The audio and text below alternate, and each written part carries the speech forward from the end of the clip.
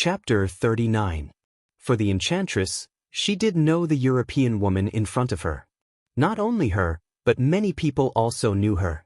In the dark world, the European woman in front of her was really famous. She was no less famous than the enchantress, or even more famous. One of the 12 supermasters of the Samsara Palace, code-named Horsewoman. She was a real expert at the peak of the thunder-shocking realm. Among the 12 supermasters of the Samsara Palace, Horsewoman was famous for being good at defense and protection. Now she stood in front of her, which was equivalent to a collision between a spear and a shield. Breaking through Horsewoman's blockade and entanglement? Even the enchantress was not sure. Why do we have to fight? Horsewoman asked softly with a smile.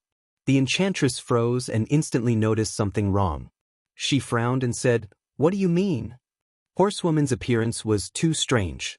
Under normal circumstances, even if the Samsara wanted to kill Wang Yuetong, it would not send a famous supermaster to do it in person.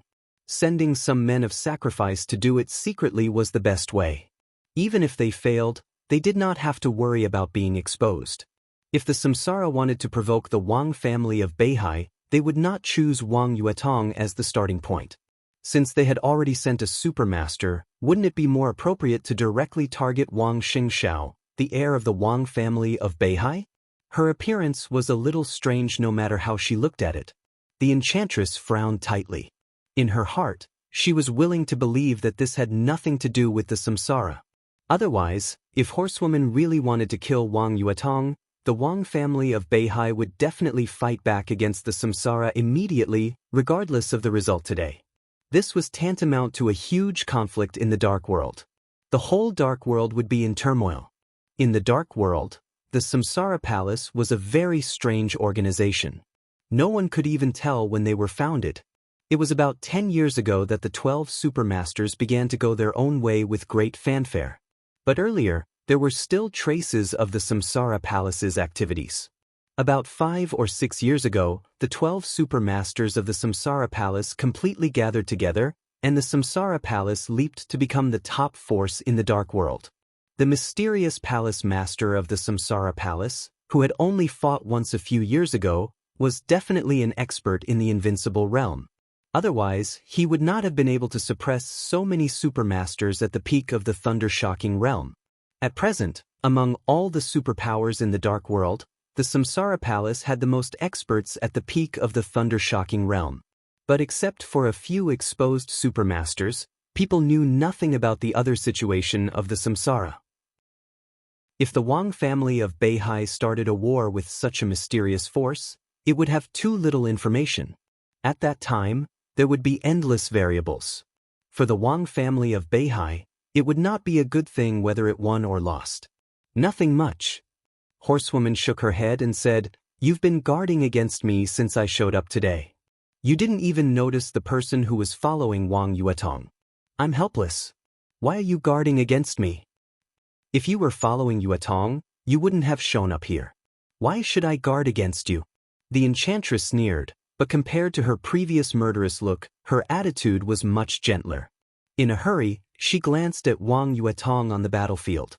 The sword torrent had taken shape. Wang Yuetong should be able to cope with it for a while. The enchantress was slightly relieved and then focused on Horsewoman. To some extent, the Wang family of Beihai and the Samsara Palace had some connections. If Horsewoman hadn't come to kill Wang Yuetong today, the two might have cooperated. Then why did you follow Wang Yuetong? Horsewoman's voice was soft, which was very inconsistent with her bold and gorgeous appearance. But the enchantress would not be deceived by these illusions. She said coldly, "I wasn't following her. I was protecting her. I'm from the Wang family of Beihai. Is it wrong to protect our little princess?" "I was protecting her too." Horsewoman threw away the gun in her hand and said calmly. She turned around again, as if she was not afraid of the enchantress's sneak attack at all. She looked at the battlefield. Unlike the enchantress was looking at Wang Yuetong, while her eyes were fixed on Li Tianlun. The enchantress was slightly stunned and then understood. "You were protecting Li Tianlun." She looked at the gun that Horsewoman had left on the ground and found that there was a piece of black ash next to the sniper rifle. Beside the sniper rifle, there was a piece of black ash. If the shape was put together, it could barely be seen that it was a human shape. There was no doubt that it was the sniper who had just fired. The suspicion in the enchantress's heart was slightly reduced. She took a deep breath and said softly, "Li Tianlan has something to do with your samsara. He really hides his strength." "This is the boss's order," Horsewoman said calmly. "Qin Weibai? What's the relationship between Li Tianlan and Qin Weibai?" The enchantress asked subconsciously. Whether in the Samsara Palace or in the Wang family of Beihai, Qin Weibai was a very special and sensitive person. The only time that the mysterious palace master of the Samsara Palace took action in recent years was when she killed an expert at the peak of the thundershocking realm in England.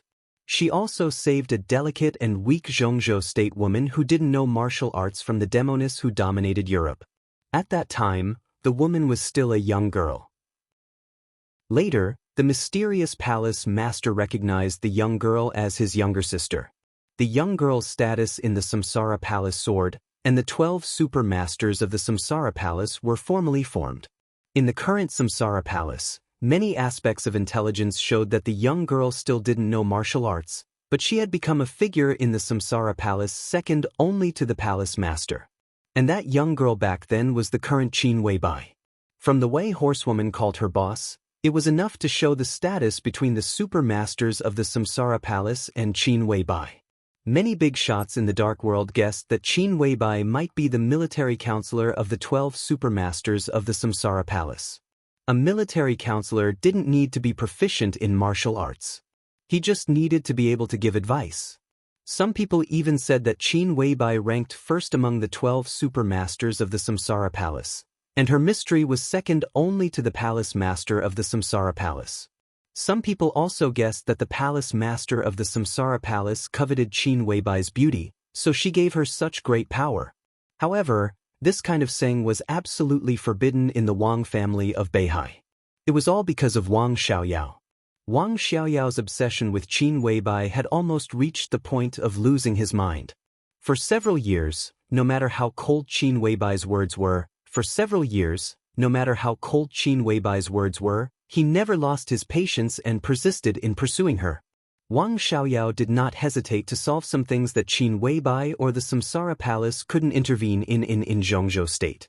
He did not hesitate to kill some flies around her. For this, he even caused a lot of trouble. Wang Tianzong tried to persuade him, but it was useless. Other people in the Wang family of Beihai also tried to persuade him, but it was useless. The enchantress lived in Huading all year round, so she knew about the progress of Wang Xiaoyao's pursuit of Qin Weibai in recent years. It was said that the two had lunched together in the past 4 years, and they talked about business. Even so, Wang Xiaoyao was still infatuated with her. Unfortunately, all his sincerity was thrown into the garbage heap by Qin Weibai. Now hearing Horsewoman say that Qin Weibai actually asked her to secretly protect Li Tianlan, the enchantress had mixed feelings. She felt that Wang Xiaoyao's efforts were not worth it. Horsewoman was the super master of the Samsara Palace. Even if Qin Weibai's status was higher than hers, she could protect Qin Weibai herself. Now that she had to protect Li Tianlan, Horsewoman might not feel very comfortable.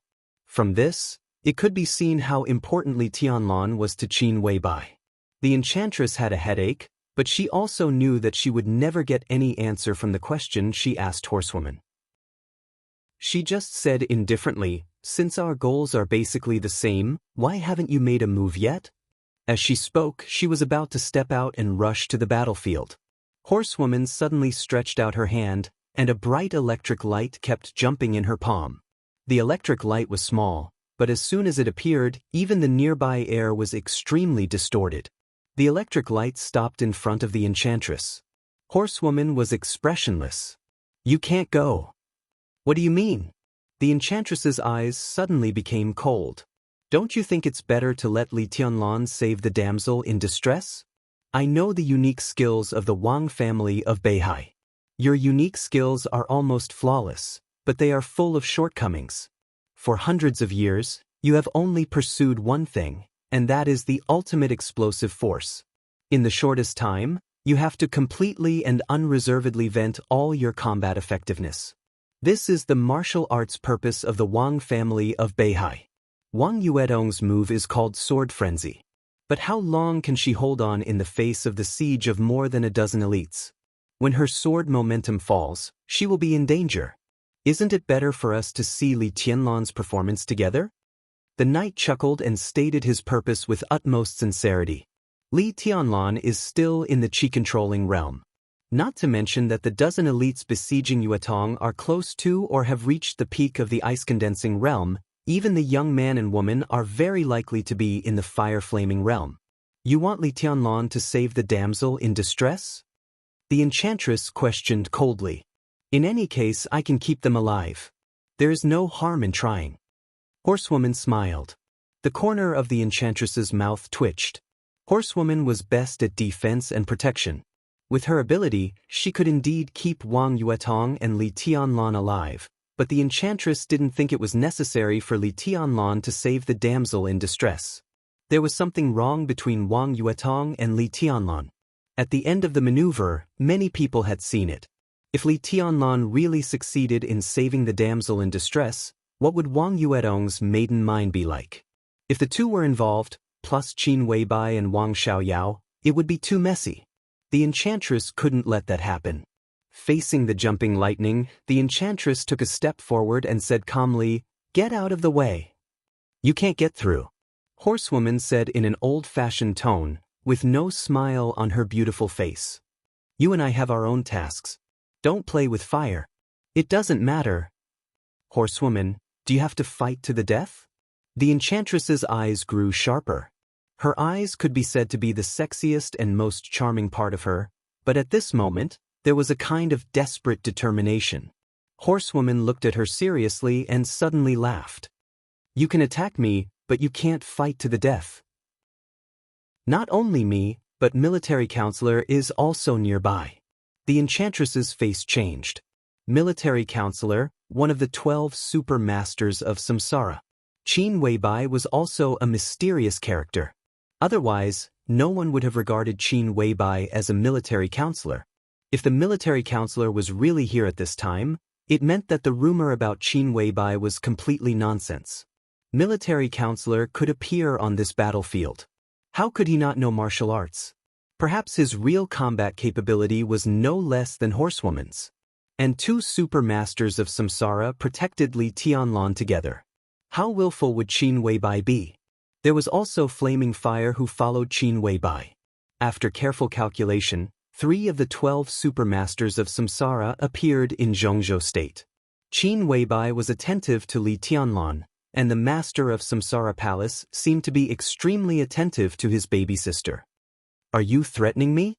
The enchantress took a deep breath, and her plump chest rose and fell slightly. She sneered and said, "Don't forget, this is Zhongzhou state. What is your samsara in Zhongzhou state? Do you really think your palace master is invincible? Today, whether it's me or Yuetong, if something happens, do you think your palace master can really protect himself under the human emperor?" Horsewoman's smile slowly faded, and her eyes became cold. She glanced at the enchantress and said coldly, "If our palace master goes east to Zhongzhou state, he may be able to borrow a murderous weapon.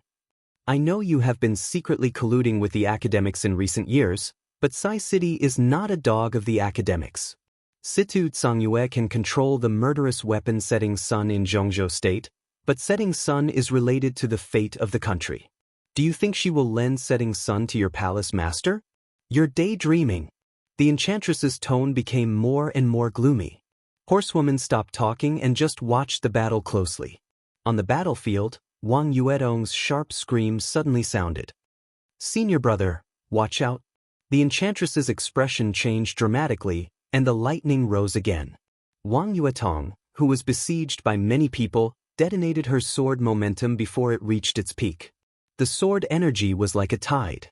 The whole battlefield suddenly became turbulent. But once the turbulent waves passed, Wang Yuetong was absolutely in danger. On the other side of the battlefield, Li Tianlan was approaching. Behind him, the figure of the young woman was less than 2 meters away from him. It was a matter of life and death.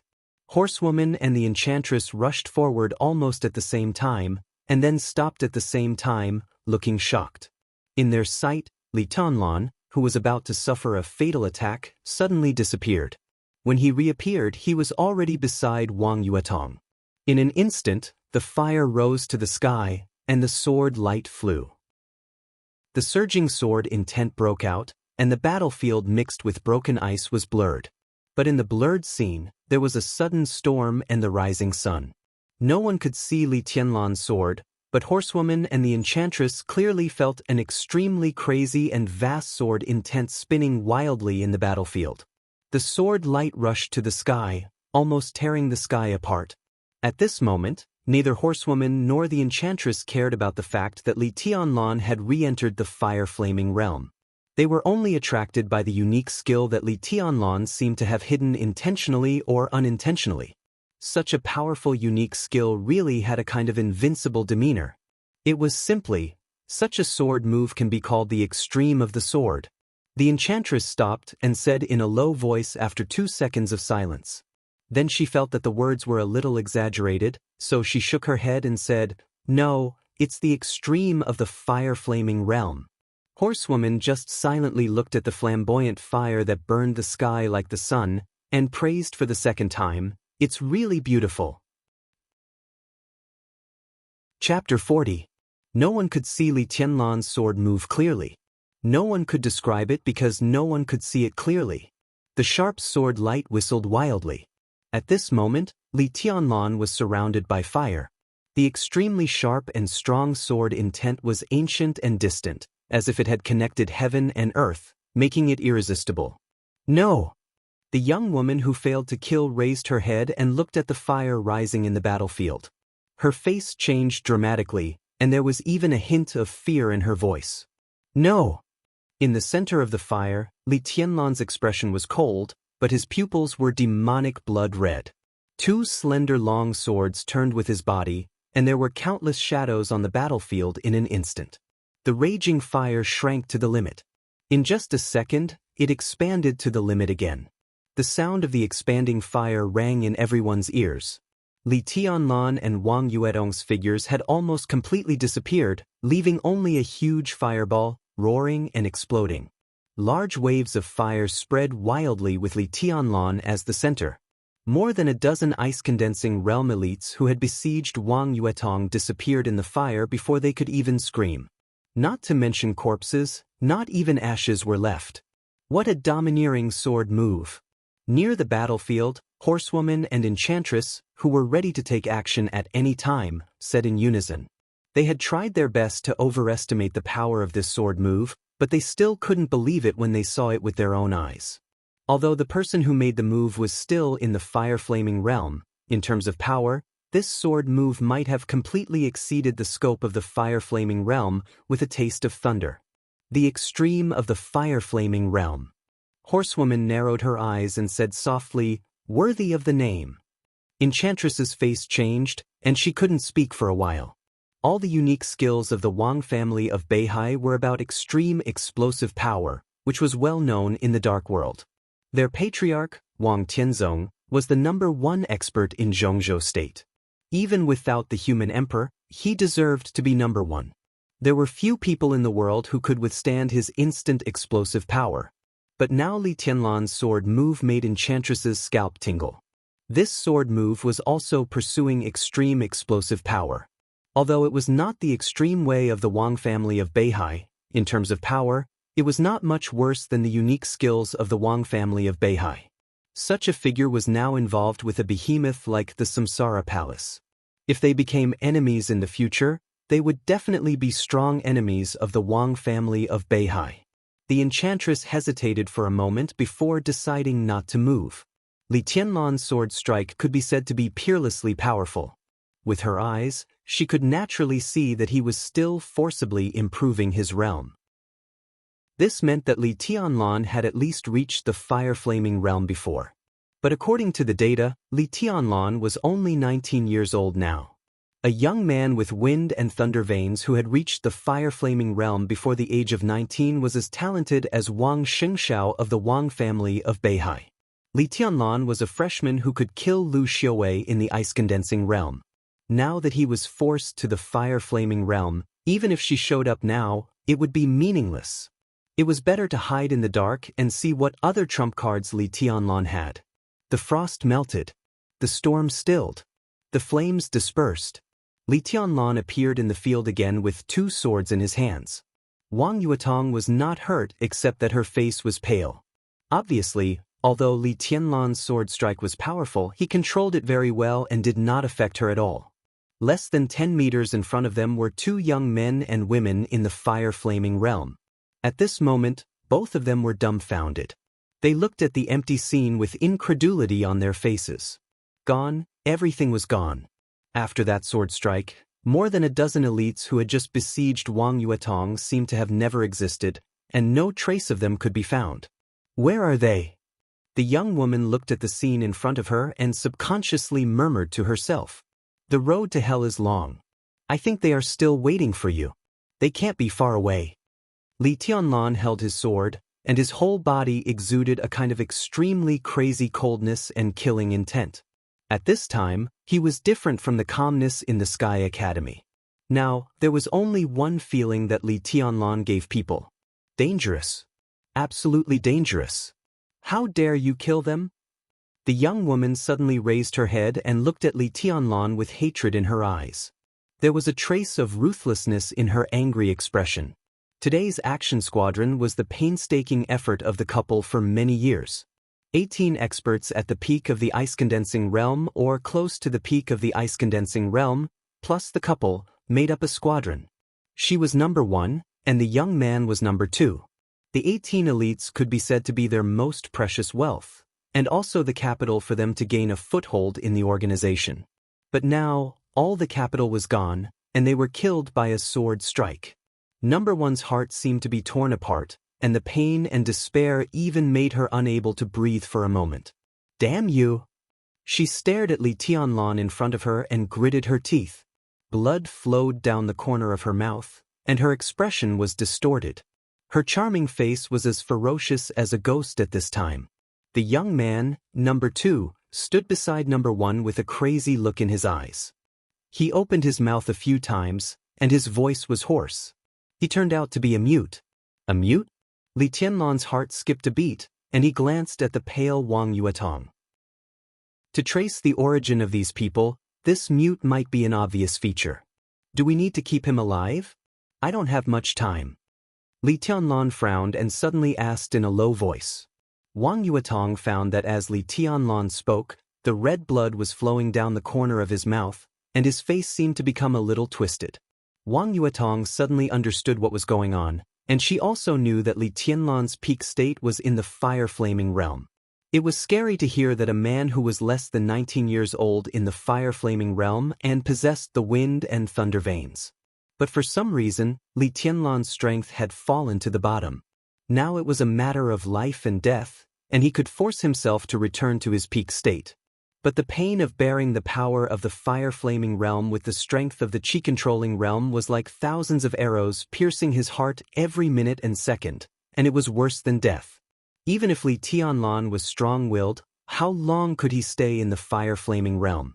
This was different from when he was in the ice-condensing realm. In his current state, 3 to 5 minutes was his limit. No, we can't get anything out of him. Wang Yuetong said quickly, and then she asked, Senior brother, how are you? Li Tianlan smiled, shook his head slightly, and turned around directly. His eyes suddenly became demonic and dead. Number 1 and number 2 in front of him were the attackers. They were angry because their men were killed, and because Li Tianlan directly wiped out the foundation of their future foothold in the organization. But Li Tianlan had more reason to be angry. The price of forcibly upgrading to the fire-flaming realm was unimaginable. The injury and pain were secondary. In this way, the squeeze on his future potential was the most fatal. The fire-flaming realm was a very special realm for him. This forcible upgrade could only last a few minutes, but it would take at least 1 more year when he really stepped into the fire-flaming realm and broke through to the thunder-shocking realm in the future, and it might not necessarily achieve the desired effect. 1 year. This price was almost unbearable for him. Li Tianlan closed his eyes and felt the pain in his body. The corner of his mouth twitched, revealing an extremely twisted smile. The temperature in front of him rose instantly. Number 1 and Number 2 attacked at the same time, trying their best. Their elites were all lost. Only by completing the task could they continue to survive in the organization and even have a chance to regain their foothold. If they failed the task and suffered such a heavy loss, even if they went back, they would probably live a life worse than death. So they had to kill Wang Yuetong and Li Tianlan. Li Tianlan paid such a price to enter the fire-flaming realm. If he didn't offer 2 decent heads to the sword, he could die of grievance, which would affect his state of mind and will. For him, the 2 in front of him also had to die. The fire rose. Number 1 and Number 2 moved at the same time, and the fire around them completely merged. Suddenly, there was a trace of electric light floating in the fire. Watch out! Wang Yuetong's pupils contracted instantly. Their martial arts obviously had a lot in common, which was almost the same as Lu Dongchao and Lu Dongyu in the Sky Academy. When they joined forces, their power was doubled. In this state, Number 1 and Number 2 were almost one person, and their combat strength was almost equal to that of an expert who had just entered the thunder-shocking realm. The electric light kept floating in the fire, and Li Tianlan and Wang Yuetong were surrounded by burning flames. At this point, Li Tianlan had no choice but to move forward. As long as he retreated a little, the sword light floating in the fire would probably fall on him. At that time, both he and Wang Yuetong would be burnt to a crisp in an instant. Number 1's expression had calmed down. She and Number 2 moved at the same time, less than 10 meters away. They walked very slowly, but with every step they took, the electric light in the fire became more dazzling. Li Tianlan's eyes had narrowed into a line. In the blazing fire, he suddenly said in a low voice, "Help me." Wang Yuetong was slightly stunned. Thinking of the scene in the maze of the entrance maneuver, when facing Lu Xiuwei, he refused to use his unique skills. Wang Yuetong's heart skipped a beat and she raised her hand again. Countless intricate ice swords rose from her body and exploded in an instant. The air that was burning with flames suddenly had a hint of coldness. Ice and fire blended together. Under the refraction of the sun, everything became blurred again. Li Tianlan suddenly closed the slender swords in his hands. The moment the 2 swords came together, a crisp sound was heard as the 2 swords combined into one. It was a broadsword with an extremely strange shape and even 2 sword tips. Li Tianlan held the hilt with both hands and raised the sword to his eyebrows. In an instant, the sword energy was like a sea, layer upon layer, surging as if it was endless.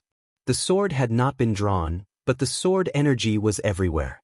The fire on Number 1 and Number 2 was still flowing, burning around Li Tianlan and Wang Yuetong. But as Li Tianlan raised the sword, all the fire shook violently, as if it was going to be extinguished. Even the electric light seemed to shake violently. Li Tianlan looked calm, but his scarlet pupils became more and more demonic, like dripping blood. In the Li family's martial arts and the unique skills he had practiced, the sword just now had a famous name, but now he didn't know how many people still remembered it. It was called the 8th blade. The 8th blade burned the sky. And now this sword was the 9th blade. The 9th blade of dusk. The sword edge in Li Tianlan's hand vibrated, and the fire burning around him suddenly swayed more and more violently, as if it would be extinguished at any time. Number 1 and Number 2's expressions changed. But before they took the initiative to attack, Li Tianlan had directly drawn his sword. His body didn't seem to move, but he directly appeared in front of the 2, raised the long sword high, and directly chopped down. All the fire went out in an instant. Between Number 1 and Number 2, there was only a faint but extremely terrifying electric light.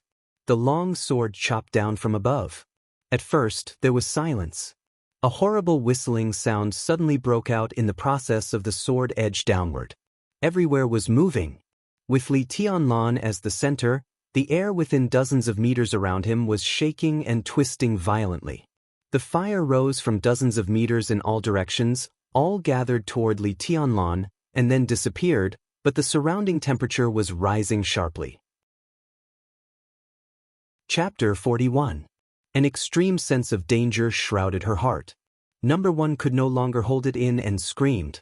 The electric light that was floating around her and Number 2 suddenly leaped up and streaked across the dim environment before them, colliding with the long sword that was falling down from the sky.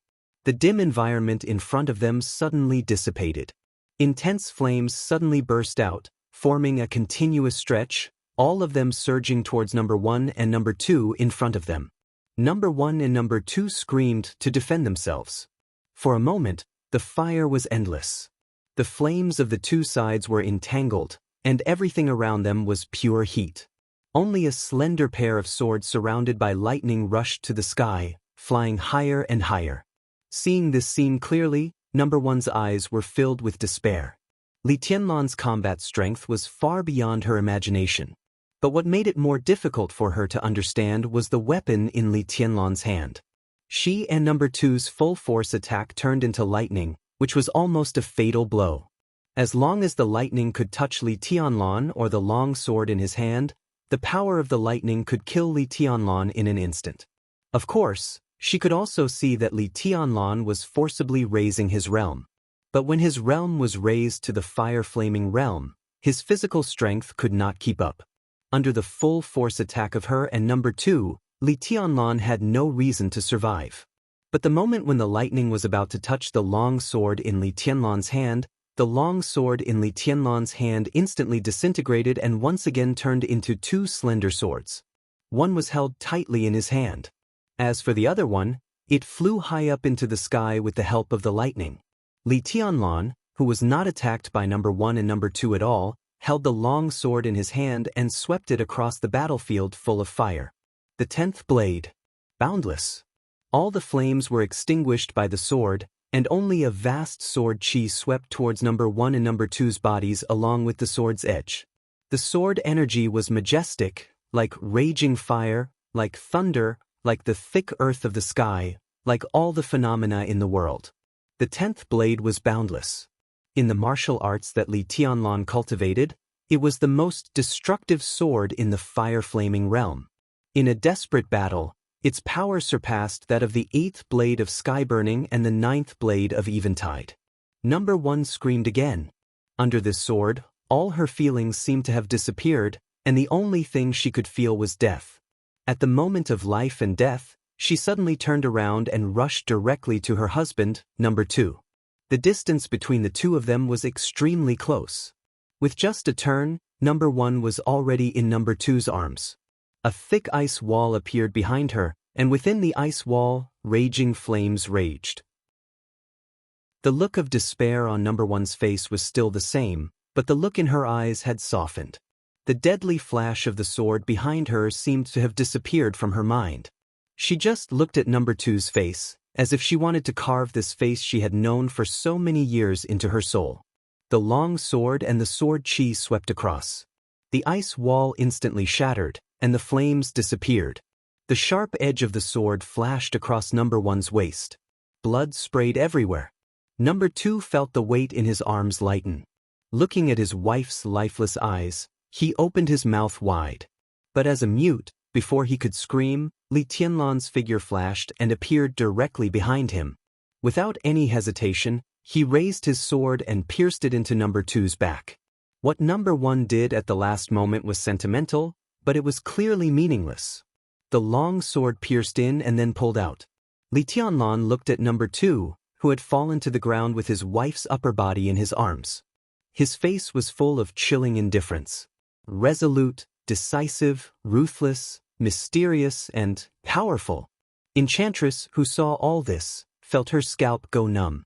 In this state, Li Tianlan might not be a threat to her now, but everything he had shown had already made Enchantress's hair stand on end. The boss really didn't choose the wrong person. Horsewoman was silent for a while. She suddenly smiled, glanced at Wang Yuetong and continued, "It seems that the little princess of the Wang family of Beihai didn't choose the wrong person either." Enchantress's expression changed.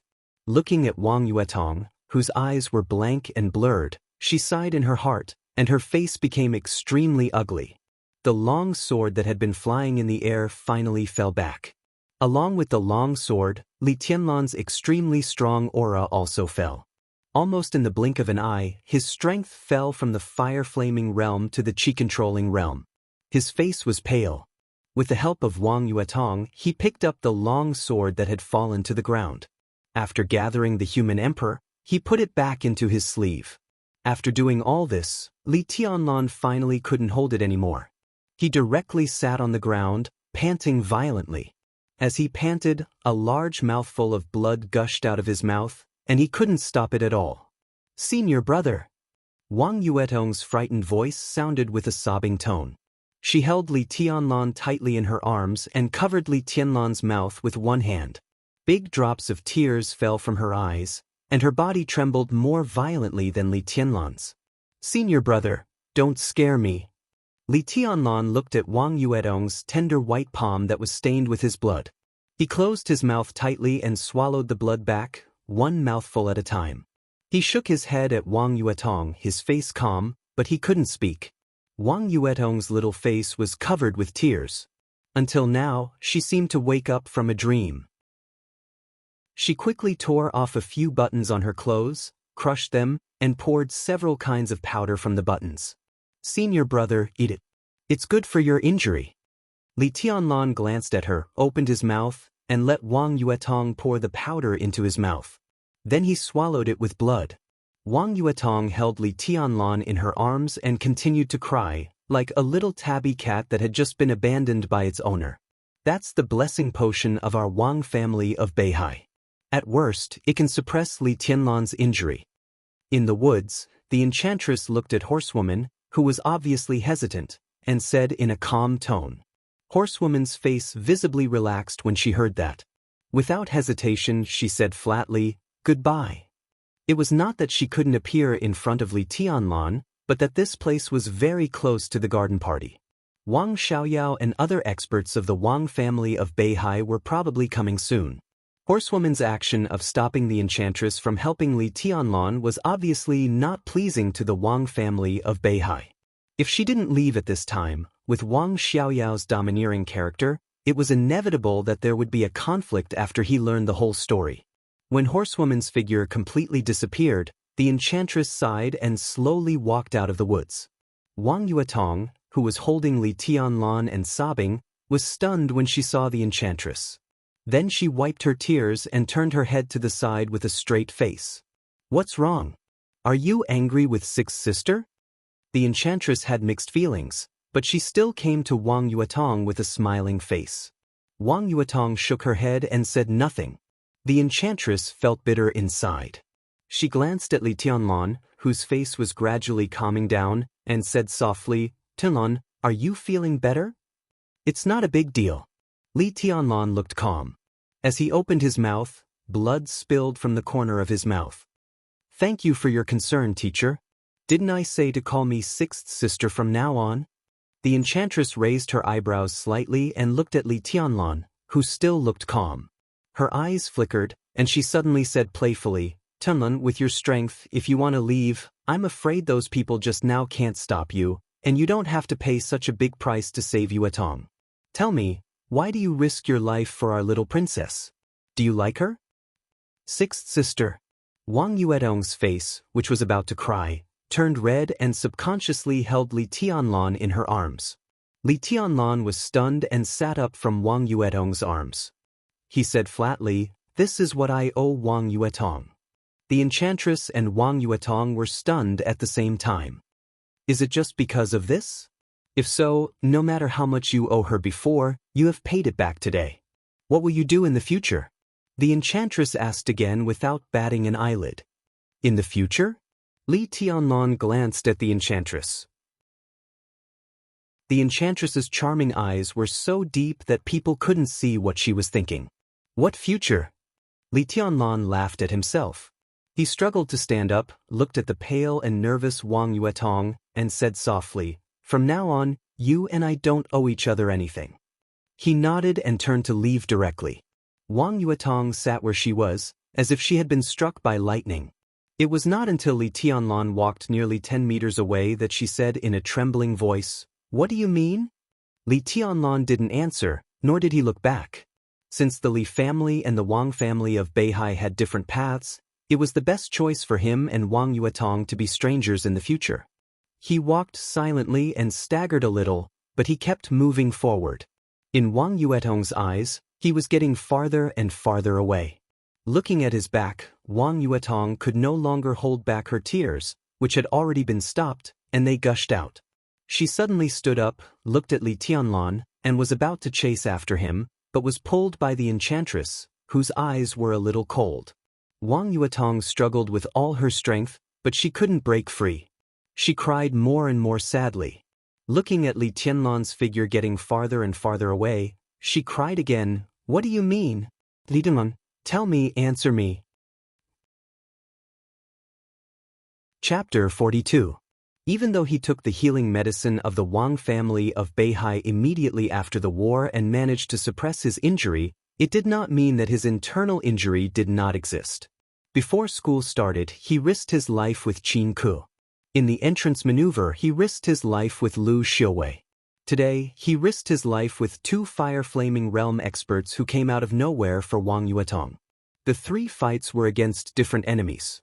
But for Li Tianlan, they were all battles that he needed to go all out. As a result, his injuries piled up again and again. Yesterday's healing potion and life-prolonging potion might have been in vain. After today's battle, his injuries were not light but serious. Even though he had forcibly entered the fire-flaming realm for only a few minutes, the injuries left on him would take him months or even longer to recover. In the Sky Academy with a fierce competitive atmosphere, Li Tianlan's realm was not high. Now that he was injured, it was obvious how difficult the situation would be during this period of time. But Li Tianlan did not regret it. As he said to the enchantress, everything he did today was because he owed Wang Yuetong a favor. The little princess of the Wang family of Beihai really had no bad intentions towards him. She cooperated with him to kill Lu Dongchao and exchanged a bottle of healing medicine for him with the credits she got from the first place in the maneuver, along with the longevity medicine produced by the Wang family of Beihai. These were all favors. In addition, she met Xian Xuanzi, a demi-immortal, today. It could be seen that Wang Yuetong was indeed helping him. From Wang Yuetong's standpoint, she might hope that he could join the Wang family of Beihai and make the Wang family of Beihai stronger after he entered the invincible realm. But it could not be said that Wang Yuetong's approach was wrong. With her identity, it was natural for her to have such an idea. And joining the Wang family of Beihai, for most people, was tantamount to a path to heaven. It was not a bad thing at all. What's more, some of them might become the son-in-law of the Wang family of Beihai, which was like a pie falling from the sky. But such a path was not suitable for Li Tianlan. He did not hate the Wang family of Beihai for standing by when the Li family was destroyed many years ago. But in the future, under his leadership, even if the Li family would not treat the Wang family of Beihai as an enemy, it would never advance or retreat with them again. And today, the Wang family of Beihai no longer needed a Li family that advanced or retreated with them. In this case, what could he get in the end if he was entangled with Wang Yuetong? He silently accepted Wang Yuetong's help. When his identity was exposed, not only would he be looked down upon by the Wang family of Beihai, even Wang Yuetong would have a feeling of being used and cheated. If they couldn't be friends, they might even become enemies with personal grievances. These were not what Li Tianlan wanted. He was a young man who had just come out of the deep mountains and forests. He had some ability and was not stupid, but he had no connections and experience. What he feared most was to get entangled with these seemingly aloof big forces. There were too many human relationship traps, and after a long time, they could entangle him to death. Wang Yuetong had no bad intentions, but who could tell what the Wang family of Beihai was up to? There was a clear distinction. It was better to draw a clear line between them. Now that he had saved Wang Yuetong once, they were even. He could get away as soon as possible, which was exactly what Li Tianlan wanted. Leaving the enchantress and Wang Yuetong behind, Li Tianlan went down the mountain alone in silence. His injury was temporarily suppressed, but his body became a little weak with the exhaustion of strength. He was already panting after walking less than a kilometer. Fortunately, this part of the road was downhill, which saved him a lot of effort. While moving forward, Li Tianlan took out his mobile phone and dialed Yu Qingyan's number again. While waiting for the phone to be connected, he suddenly remembered Xian Xuanzi's words. Xian Xuanzi said that he had just passed the life and death tribulation, and the next thing was the sea and the sky. Well, the sea and the sky. Li Tianlan felt his injury, laughed at himself, and muttered to himself, "The sea and the sky, my ass." On the other end of the phone, it was still Yu Donglai who answered the phone. He heard the last few words of Li Tianlan and said subconsciously, "Nothing." Li Tianlan smiled bitterly, sat down on the side of the road and said, "Senior Yu, I'm a little injured. Can you ask Qingyan to pick me up? I'm afraid I can't get a taxi in my current condition." "What's going on?" Yu Donglai's tone suddenly became serious. Before Li Tianlan finished, he said directly, "Where are you?" "Qingyan is still cooking, I'll pick you up myself." "Is the injury serious? Is Wang Yuetong all right?" Whether it was Li Tianlan, who was mediocre in his eyes but reckless, or Li Tianlan, who had infinite potential and amazing combat capability, in Yu Donglai's heart, there was one thing that had never changed. That was, he had never regarded Li Tianlan as an outsider. Li Tianlan had proved his own potential. In Yu Donglai's eyes, his future was almost as important as that of his granddaughter Yu Qingyan. On his future road, Yu Donglai was willing to do his best to escort him, even at the cost of his own life. So when he heard that Li Tianlan was injured, the old man suddenly couldn't sit still. "I'm fine, Wang Yuetong is also fine, but there's no car." Li Tianlan said his location with a bitter smile. Yu Donglai didn't talk nonsense with him at all. After hanging up the phone, he directly drove away. In Li Tianlan's impression, Lanshan National Park was at least dozens of kilometers away from Yu's private restaurant. Considering the traffic situation in Huading at this time, he thought it would take a long time. But in fact, in less than 40 minutes, a black Audi stopped beside him. The window rolled down, and Yu Donglai directly said, "Boy, get in." Li Tianlan dragged his heavy and weak body into the passenger seat, fastened his seatbelt casually, and said, "So fast. I'm in a hurry.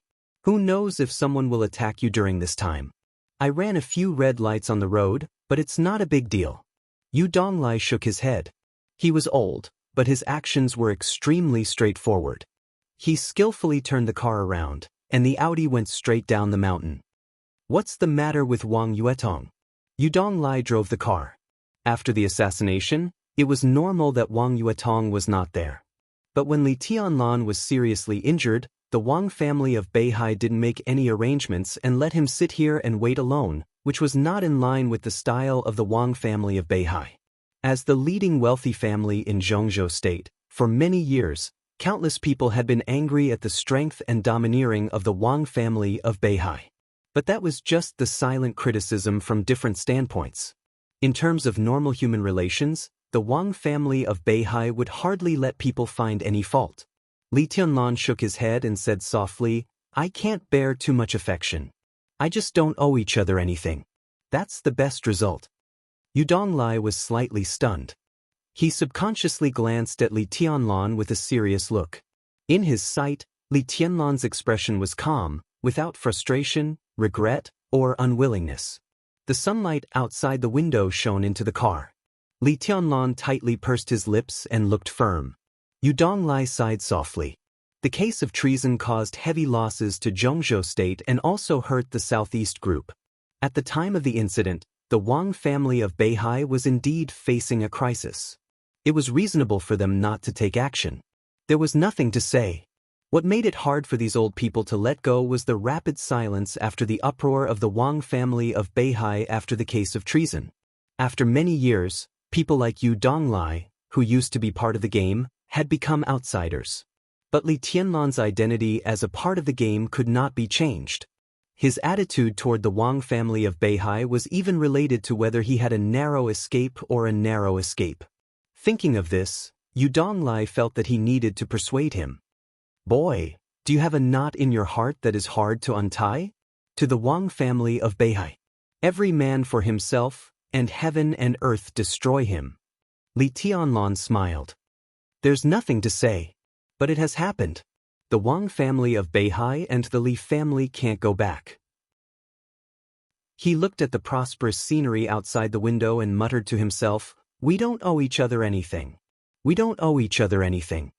This was not only about him and Wang Yuetong. In his heart, it was the best that the Li family and the Wang family of Beihai could do this. Yu Donglai shook his head and took out a pack of cigarettes from his pocket. He handed one to Li Tianlan and lit one for himself. The Audi shuttled through the traffic unhurriedly. Yu Donglai took a big drag on the cigarette and exhaled the smoke. Suddenly, his eyes became firm. "Boy, I'll let Qingyan follow you from now on. This girl is a little weak, but her means are not bad and her talent is also passable. She can hone herself in the Sky Academy and see more of the sinister people's hearts. Then she can wear off her weak temper. It won't be a problem for her to enter the thundershocking realm within 10 years. At that time, she can also help you a lot." Li Tianlan looked at Yu Donglai with a strange look in his eyes. "Get lost." Yu Donglai scolded him with a smile and exhaled a mouthful of smoke. "I said let Qingyan follow you and help you, not be your wife. You have a lot of love affairs in your life. I can't bear to let you harm my granddaughter, but she can still be an assistant." As he drove, his tone paused slightly. His smile faded and his eyes became a little lonely. "Zhuanyuantai of Kunlun, the god of war family. You may not feel anything, but when an old guy like me looks at you, I really feel sad. Boy, you're the most down-and-out member of the god of war's family I've ever seen. You're all alone and have no one to rely on. Fortunately, you've worked hard. Otherwise, the Li family would really become a forgotten legend." Li Dunlan smoked silently and said softly, "Thank you, Senior Yu. If I succeed, I will definitely treat Qingyan well." He could not refuse Yu Donglai, nor could he. This was the old man who fought with his grandfather in those days. Now he put his granddaughter by his side. Wasn't this also a kind of trust and dedication to the Li family? With his status, if the Li family was still there, Yu Donglai would definitely still be active on the top stage of Zhongzhou State. But now he could only live in a private home cuisine restaurant. His old contacts might still be there, but the wind and rain in Jianghu and the general trend of Zhongzhou State were getting farther and farther away from him. Was the old man really willing to accept such a result? If he was really willing, why did he put his granddaughter by his side? This was an old man's persistence and trust, and at the same time, it was his hope. "What are you thanking me for?" Yu Donglai threw away the cigarette but lit another one and said softly, "The most important thing is to quickly build your own team. Your grandfather had 5 brothers with him, and your father had 8 people with him. They are the most core and most reliable team, known as the Sacred Guards of the God of War family. You don't have this condition now, but I still hope you can move faster. If you are willing to trust me, then you can fully trust Qingyan. Boy, grow up quickly. I'm not urging you, but I'm old, and the older I get, the more impatient I am. If I can see the Li family reappear in Zhongzhou State and set up the big brand of Zhuanyuantai of Kunlun in my lifetime, I will die without regret." He drove and muttered to himself, "After I go down, I can also talk to those old brothers who left early." Li Tianlan tightly pursed his lips and said nothing. It seemed that he would never become a person who often patted his chest to make a promise. Most of the time, he was silent, and he seemed to be used to silence. Yu Donglai started to talk and said softly, "We brothers at that time, the eldest was called War Bear, and he had thunder vein and was born with great power. His father used to be one of the sacred guards of His Highness's father. The eldest grew up with His Highness, and he was the most loyal. He was with His Highness the earliest, and he died the earliest. After he went to the border with His Highness, it was said that he died in the 2nd year. He was killed by the sneak attack and siege of the experts of Annan State. As an expert of the thundershocking realm or even a half-step to invincible realm, he died in such a grievance, but it made people respect him.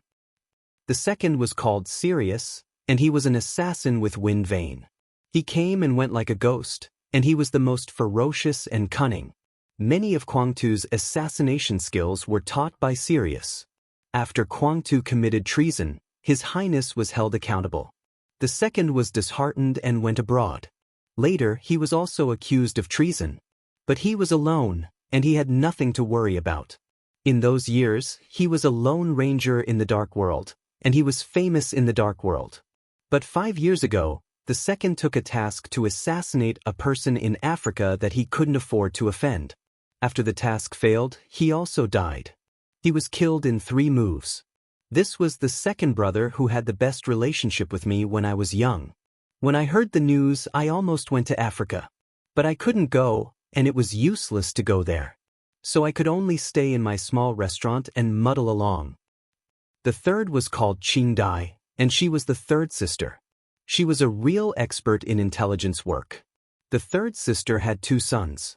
In the last battle of Kwangtu's treason, the third sister's son and husband served in Kwangtu's army. As a result, after that battle, Kwangtu committed treason. Her husband died, and so did her eldest son. Only the youngest son was alive, but his legs were disabled. How tragic was that?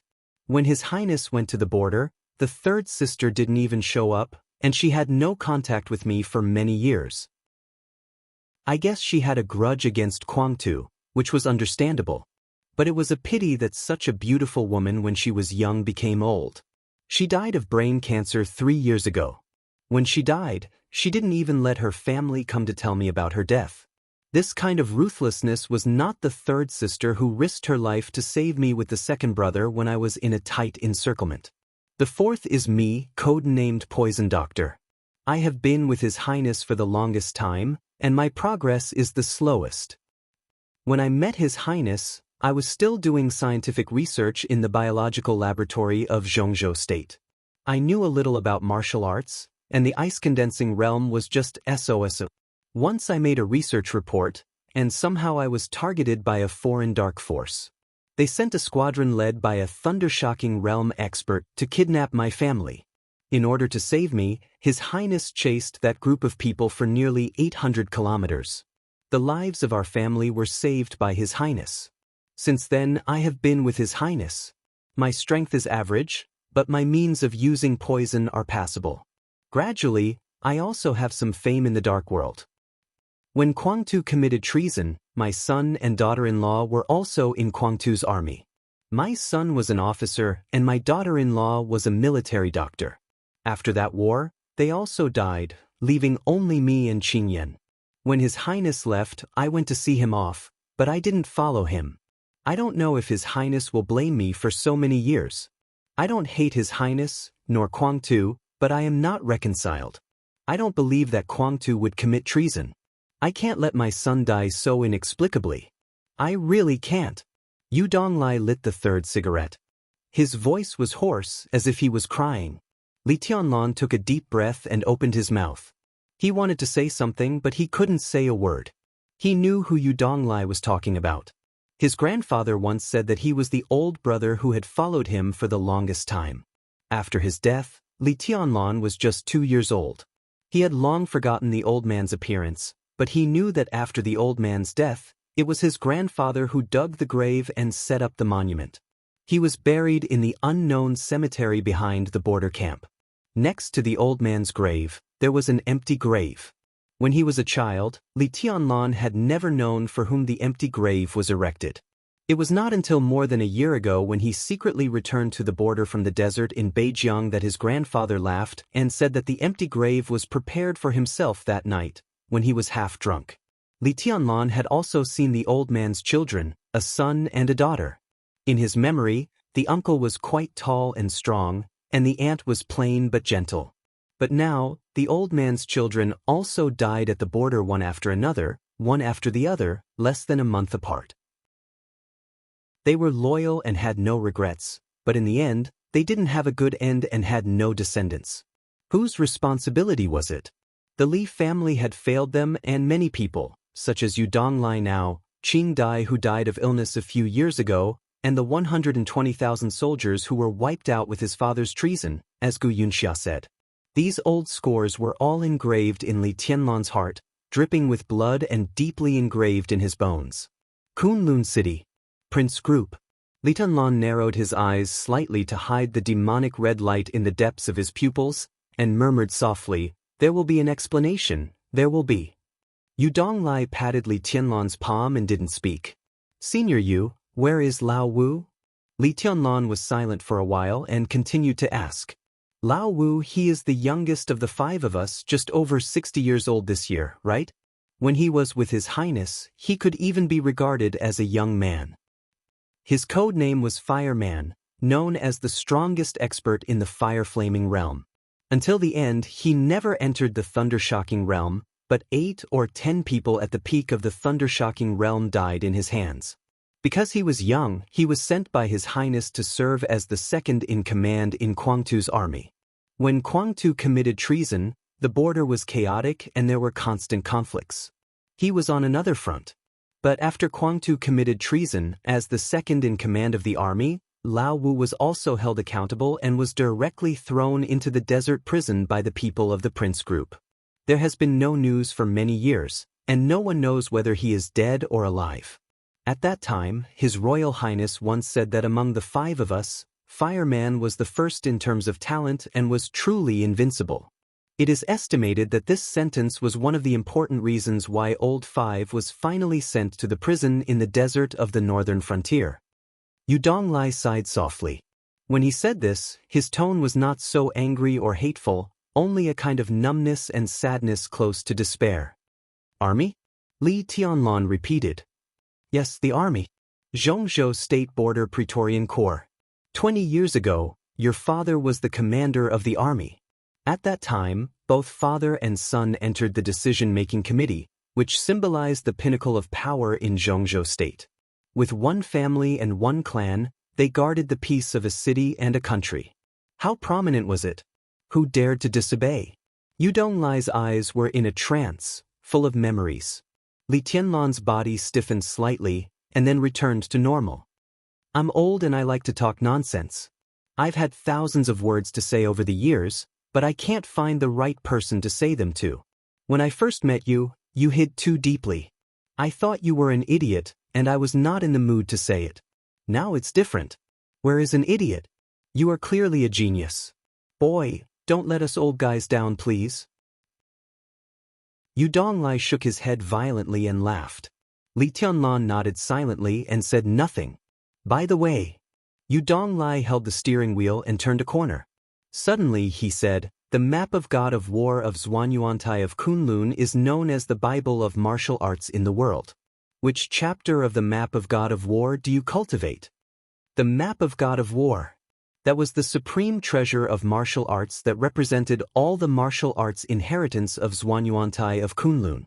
If taken out, it would probably be equivalent to a real martial arts manual. All the martial arts essences and unique skills of Zhuanyuantai of Kunlun were recorded in it. Its value was simply inestimable. The 3 martial arts essences of the map of God of War were all the great way to the invincible realm. But which one was chosen would determine its final achievement. Yu Donglai used to be one of Li Honghe's closest confidants, so he naturally knew the key. Li Tianlan lowered his eyes slightly and said calmly, "It's the invincible manual." What? Yu Donglai seemed to not hear it clearly and was stunned for a moment. The map of God of War, the invincible manual. Li Tianlan repeated it again. Bang. Chapter 43. Yu Donglai was much quieter when he drove because he didn't hit anyone on the road but scratched a large piece of the car's paint. His agitated mood seemed to have returned to the numbness he had experienced over the years. Li Tianlan didn't show anything unusual on the surface, but his mind was in a mess. Even he didn't know what he was thinking about. His weak state caused by the injury gradually stabilized, but it was not optimistic. Halfway through the journey, his eyelids began to fight. Li Tianlan, who was extremely vigilant and seemed to be instinctively on guard against everyone, did not resist sleepiness this time. He sat in the passenger seat, grabbed the seatbelt, and fell asleep. Yu Donglai looked at Li Tianlan, who seemed to be completely relaxed. He smiled and quietly slowed down the car to make it run more smoothly. Yu Donglai deliberately slowed down the car and stopped the traffic for dozens of kilometers. It took him nearly 2 hours to finish the journey. Li Tianlan was dreaming all the way. The dream was messy, just like his current thoughts. The car stopped near Yu's private restaurant. Li Tianlan was still a little confused after being woken up by Yu Donglai. In the dream that seemed to last for a long time, There was his grandfather, a border veteran whom he had met when he was a child but was later buried in the cemetery, Qin Weibai, Ning Qianqing, Li Beidian, and Wang Yuetong. One by one, these characters appeared in the dream logically and naturally. However, as soon as he woke up from the dream, Li Tianlan, who was in a daze, felt that his mind was in a mess. He had a headache and his nose began to suffocate. Li Tianlan got out of the car with the blood-stained camouflage uniform and only a combat vest. He shivered as soon as he got out of the car. Li Tianlan sniffed and laughed at himself. He was afraid that he had a fever. The sequelae of forcibly improving the realm had begun. The fever was just the first step, a complete trifle. He had forcibly improved 2 realms, and now the power of the fire-flaming realm had disappeared. When his muscles were no longer tense and returned to normal, the pain was really worse than death. Li Tianlan touched his muscles and suddenly said, "Senior Yu, is there a place to stay? I'll stay tonight." "Whatever." Yu Donglai said indifferently, "I'll ask Qingyan to clean up. You can stay as long as you want." One night is enough. It was estimated that his muscles would not completely relax until the afternoon or evening. After a night he should get better. Li Tianlan had never experienced the state that was said to be worse than death. He did not know if he could bear it. But even if he could, he reckoned that he would not be able to drink with Li Beidian and Ning Qianqing at night. He might as well stay at Yu Donglai's place. When he recovered a little tomorrow, he would go to Qin Weibai to get the information and then meet up with them. One night it is. Yu Donglai walked into the alley and pushed the door open. "It's almost time. Dinner is almost ready. You're seriously injured. After dinner, you should rest for a while.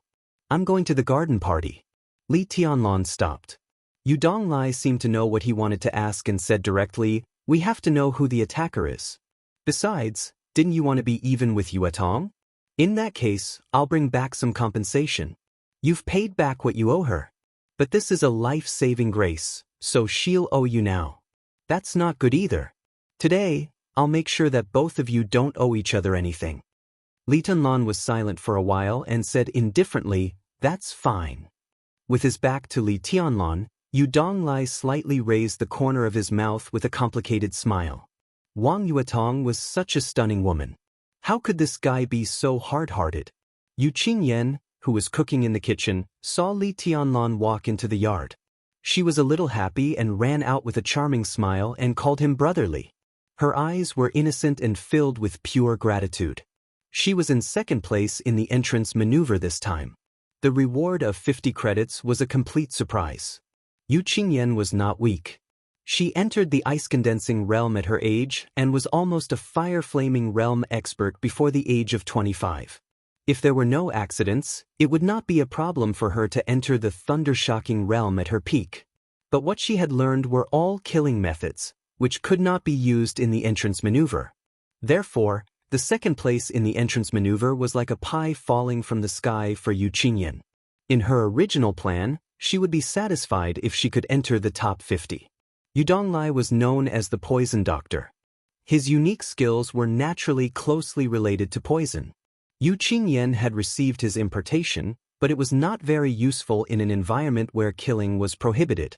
If there was no rule against killing in the entrance maneuver and Yu Qingyan was ruthless enough, those ice-condensing realm experts could be knocked down in an instant. Even those experts in the fire-flaming realm had to be careful. Li Tianlan nodded with a smile. Looking at Yu Qingyan, whose eyes were pure and innocent, he sighed softly. In terms of talent and means, Yu Qingyan was naturally very good. But with her temperament, it was not something that could be changed overnight. She would have a lot of headaches in the future. "Qingyan, how's the food?" This guy was a little injured.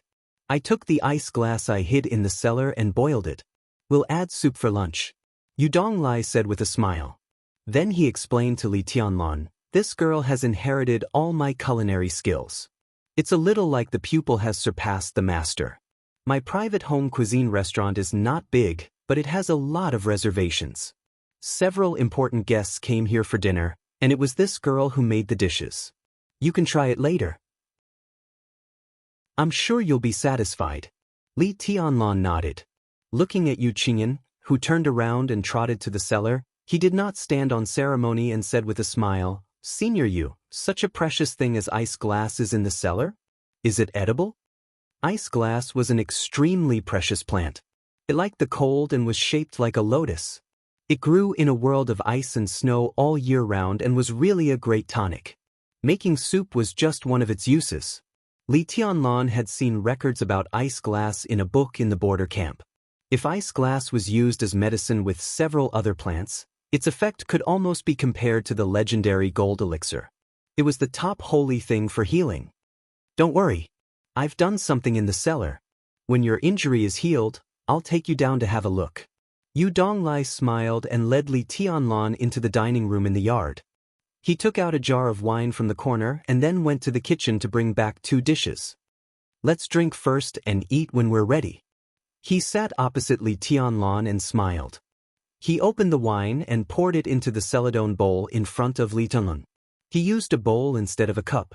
It could be seen that the old man was really going to be generous today. Although Li Tianlan was injured, he did not want to be a wet blanket. He picked up the bowl and took a sip. The wine was mellow and fragrant. It was really good wine. Then he froze. As soon as the wine entered his stomach, what he felt was not spiciness, but an extremely strong fragrance of medicine. The wine flowed down his throat, and Li Tianlan, who had been a little weak, felt warm all over and indescribably comfortable. "How is it?" Yu Donglai picked up a mouthful of food and said softly, "I'm afraid this wine is more than 20 years old. At that time, your father had just entered the invincible realm and the international situation was chaotic. Your grandfather, your father, and a few of us old brothers were all addicted to wine. That's why we have this kind of wine today. It can drink and heal. The wine was made by me." With the status of the Li family at that time, what resources couldn't they get? In each jar of wine, I added more than 10 kinds of precious herbs. In the words of the dark world, they are medicinal plants. For example, ice glass. It was just one of the many types of wine I had, and it wasn't anything fancy. Since third sister was a woman, and women love to look beautiful, I added a lot of ice lotus hearts into it. In the end, no one could tell what this wine could do. It could heal, refresh, and even make one look good. Why do I care so much? As long as it's delicious. At that time, I made 50 jars of wine. In the end, we squandered it all in less than a month. Hilmayas. We didn't have that time. I was stingy at that time and hid 2 jars. I planned to find a chance to take them out to surprise my brothers, but I didn't expect that there would be no chance at all. After His Highness went to the border, I worked as a chef in the Hidden Dragon Sea. At that time, many chiefs coveted the 2 jars of wine in my hands. Even Wang Tianzong wanted them. I was not willing to give them to them. How could I give them away so easily? Who deserves to drink this wine? A few years ago, I came to Huading and opened this small restaurant. It didn't take long for Little Bai to come to me. I was really happy that day and opened 1 jar. Today is the last one. Usually, it is hidden in the cellar. Today, knowing that you are coming, I took it out in advance and put it on display. The taste is probably just right now. Li Tianlan took another sip in silence.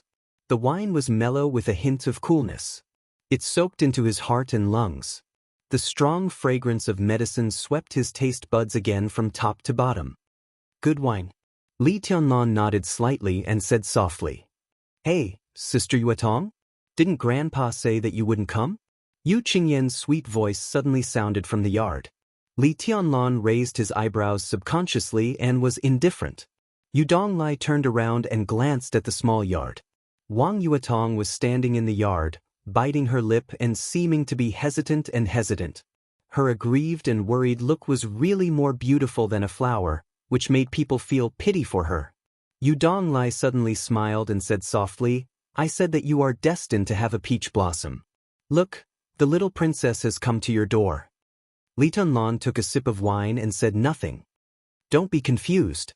It's not difficult to understand why this little girl has her eyes on you. I heard from Qingyan that your performance in the entrance maneuver was really outstanding.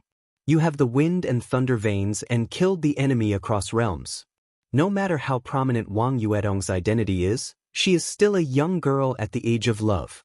Even if she doesn't fall in love at first sight, it's not surprising that she can't help but get close to a really outstanding peer. Plus, you saved the damsel in distress today. Why can't she be moved? Wang Yuetong will get married sooner or later. In the whole Zhongzhou state, how many people can match Wang Yuetong's family background? Even if there was, with her father's arrogant personality, he might not be interested. But you are different. As long as you join the Wang family of Beihai, you will be a proper expert of the invincible realm in the future. You and Wang Yuetong will be a good story. Otherwise, no matter how much Wang Tianzong spoils his daughter, when it's time for her to get married, won't she? Under such circumstances, Wang Yuetong can find a man with great potential who sincerely appreciates her. She will never refuse.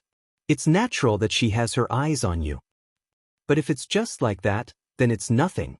Even if you save her once, she might not be so eager to repay you with her body.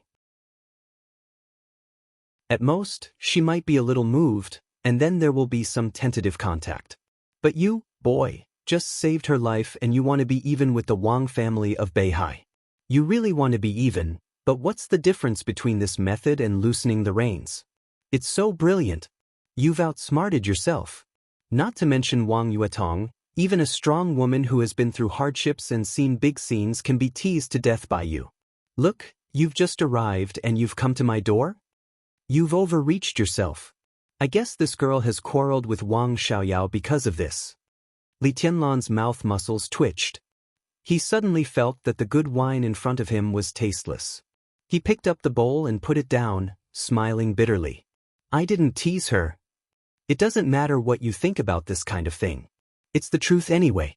It doesn't matter what you say. Yu Donglai was smiling. He seemed to be gloating over the misfortune of others.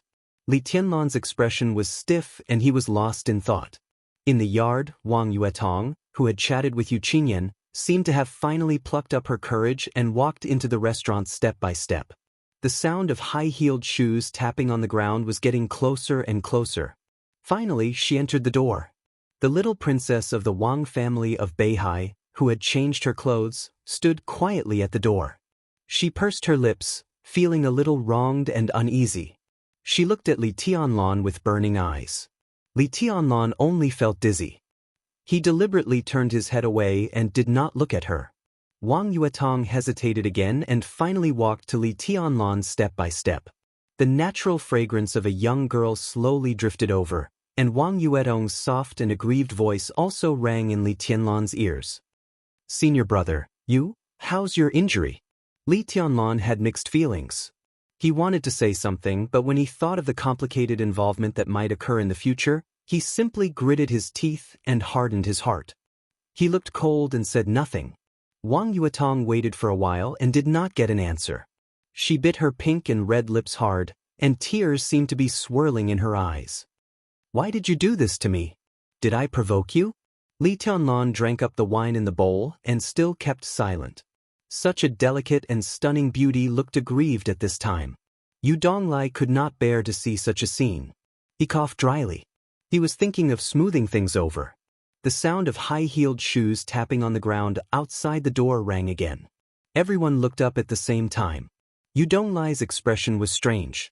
Wang Yuetong slightly opened her small mouth and seemed a little surprised. Li Tianlan suddenly stood up. Surprise and astonishment appeared on his face, and he completely lost his composure.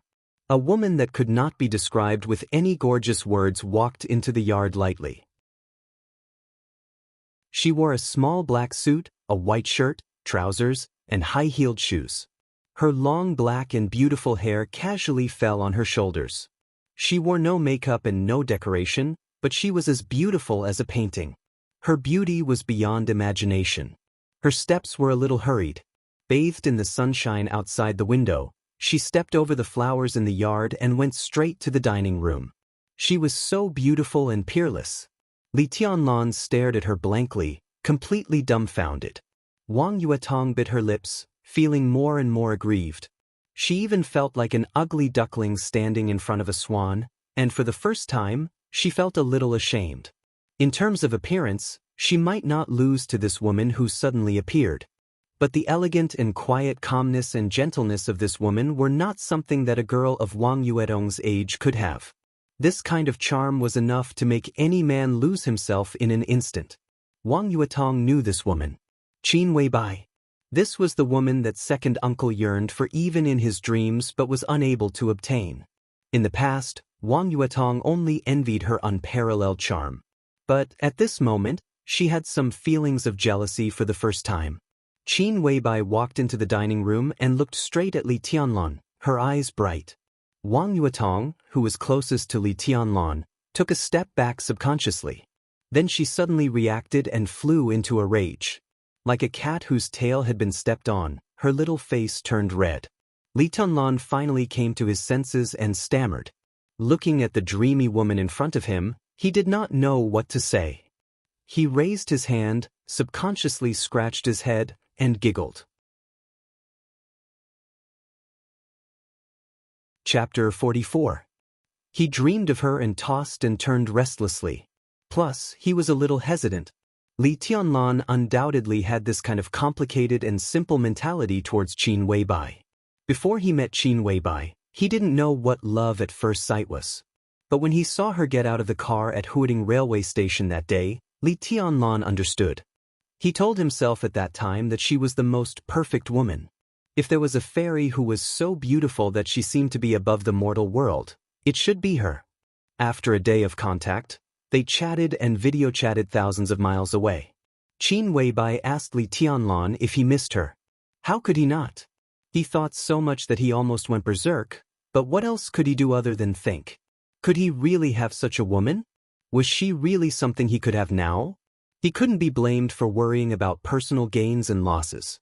He was a young man who had almost nothing in the deep mountains and forests. When he met the goddess in his heart, no matter how well the goddess treated him, he couldn't accept it calmly. Being on tenterhooks was the least of his worries. There might be fierce men who had nothing but dared to throw themselves on the goddess's bed when they saw her, but he wasn't Li Tianlan. He really liked this woman. He liked her very much. He even regarded it as his greatest ambition to have her. How heavy was this kind of love? But at this moment, holding Qin Weibai's face in his hands and feeling her tender and delicate skin, Li Tianlan's heart had never been at peace. He looked at Qin Weibai's face seriously. At this moment, he was finally sure that the woman in front of him was very close to him. She was so close that he could see his own reflection in her bright eyes, so clearly. Li Tianlan looked at her quietly. He had 1,000 words in his heart, but he couldn't say them. He was actually obsessed. Ahem. Yu Donglai coughed heavily and interrupted the two people in front of him. Sit down first. Qingyan, it's time to eat, right? Serve the dishes. Boy, drink 3 bowls of wine before you eat. It's good for your injury. As for the rest, you can take it and bring the jar back to me after you finish. Li Tianlan seemed to wake up from a dream and subconsciously let go of her. When his fingers left the soft skin, he suddenly felt a little reluctant. He wanted to touch it again, but he didn't have the cheek to do so. For a moment, he blushed and became more and more embarrassed. Qin Weibai smiled and took the initiative to hold his hand. She said softly, I heard that you were attacked and injured? It's just a small injury. It's not a big deal. Li Tianlan shook his head, his face flushed. Half nervous and half excited, he giggled. Qin Weibai took a deep look at him and then turned to look at Wang Yuetong, who still had tears in her eyes but had regained her composure. Tianlan got hurt to save you.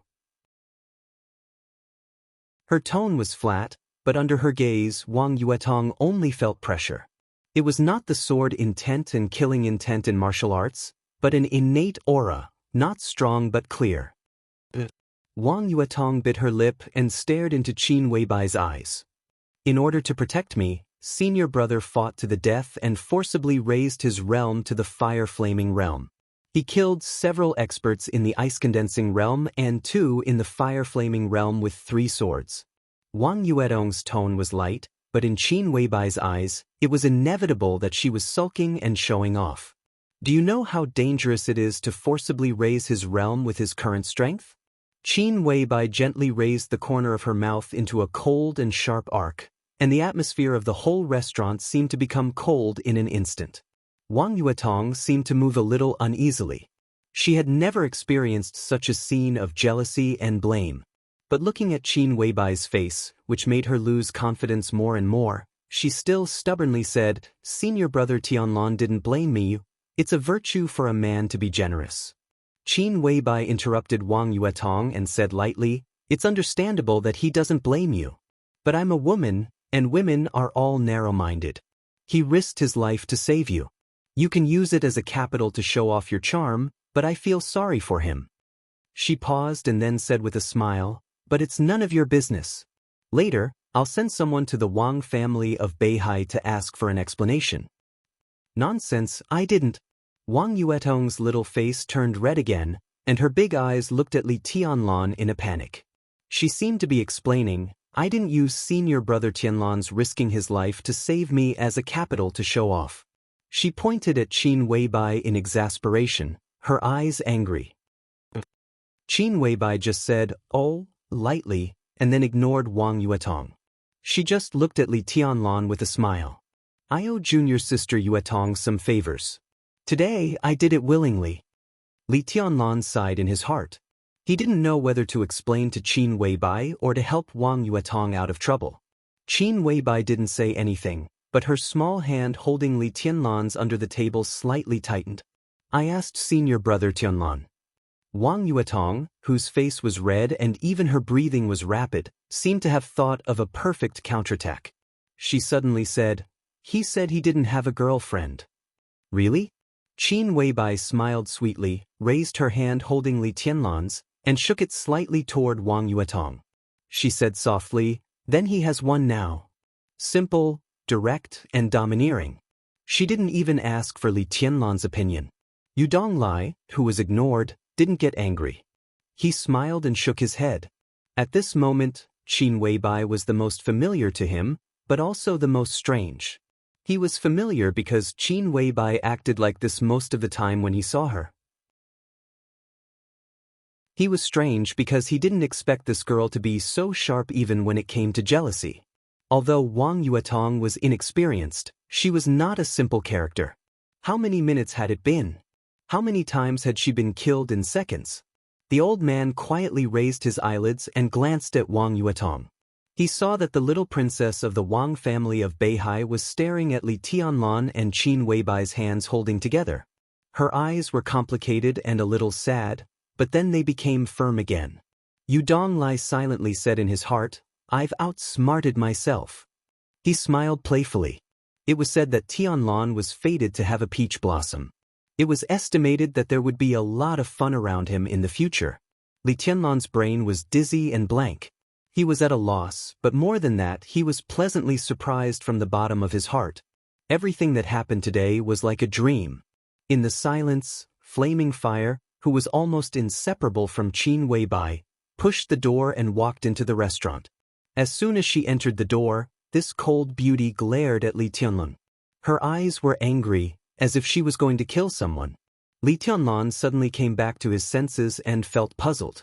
He had no idea what he had done to offend this heroine. It seemed that from the beginning when they met, she didn't like him. Flaming Fire walked to the side and sat down without saying a word. Even when she was eating, she was gnashing her teeth, which made Li Tianlan's hair stand on end. For Flaming Fire, the boss was really the most outstanding woman in the world. However, the boss, who had always been aloof and indifferent to everything, behaved extremely abnormally after seeing Li Tianlan. Not to mention how crazy her plot in Billy State was, her sudden return to Zhongzhou State this time was hard for Flaming Fire to understand, and even incredible. But that was not all. The boss rushed back to Huading without stopping. When she arrived near Yu's private restaurant, she didn't even give her time to find a place to park the car. Before the car stopped, she got out directly. Because she was too eager, she even twisted her ankle. All this was because of Li Tianlan. Flaming Fire was so sad that she almost collapsed on the spot. After she managed to calm down, she naturally didn't give Li Tianlan a good look. The meal was calm and full of killing intent. Even Li Tianlan, who was slow to realize, felt a little uncomfortable halfway through the meal. Every time Qin Weibai and Wang Yuetong's eyes met, there seemed to be sparks. Their occasional verbal confrontation could be said to kill people without spilling blood. Yu Donglai watched the scene with a smile. Flaming Fire had been staring at Li Tianlan covetously. Such a strange atmosphere really made Li Tianlan's balls hurt. He barely ate half full and wanted to slip away. Anyway, he was injured now, so it was not wrong to have a good rest. However, as soon as he stood up, Wang Yuetong suddenly said softly, "Senior brother Tianlan, Baiden and Qianqing have also come out. Shall we have dinner together tonight?" Li Tianlan was injured, so he had decided not to have dinner today. In addition, the dinner was probably the most painful time when his muscles were completely relaxed. He subconsciously wanted to refuse, but when he looked at Wang Yuetong's expectant eyes, he opened his mouth but didn't know how to phrase it. "Tianlan, take me home after dinner, okay? Let's go back and have a rest. You can ask your friends to come home. I'll cook for you." Qin Weibai said softly. "Take me home. Follow me home." The meaning was basically the same, but the charm was completely different. "Okay, go home." Li Tianlan was excited and said without hesitation. Wang Yuetong forced a smile and continued to eat. Qin Weibai. She had heard this name countless times and met her several times before. She had a good relationship with Wang Xiaoyao, so she naturally knew how infatuated her second uncle was with this woman. Even in the previous meetings, Wang Yuetong also regarded Qin Weibai as her future second aunt. In the previous meetings, Wang Yuetong's deepest impression of Qin Weibai was that she was beautiful. She had never seen a woman who was more beautiful than Qin Weibai in her life, and she had praised her second uncle for his good taste. As for other things, there was nothing else. But it was not until today that she completely understood how wrong she was. The identity of the future second aunt had long disappeared. At this time, facing Qin Weibai as a rival in love, Wang Yuetong actually felt a sense of suffocation. What a powerful opponent. Wang Yuetong thought silently. When she lowered her head to eat, her eyes were bright and sparkling, and there was no flinching fighting spirit in her eyes. Yu Donglai's evaluation could be said to be right. This time, it seemed that she had really outsmarted herself. After a lunch that was not a living hell but definitely not comfortable, Wang Yuetong, who realized that it would be difficult to defeat Qin Weibai today, restrained her mind and stood up to leave. Yu Qinyan and Li Tianlan stood up to see her off. But this time, it was really a pure classmate's farewell. Wang Yuetong bit her lip and glanced at him. She silently walked out of the restaurant and out of the alley. Until her figure got into the car and left, Li Tianlan did not say a word.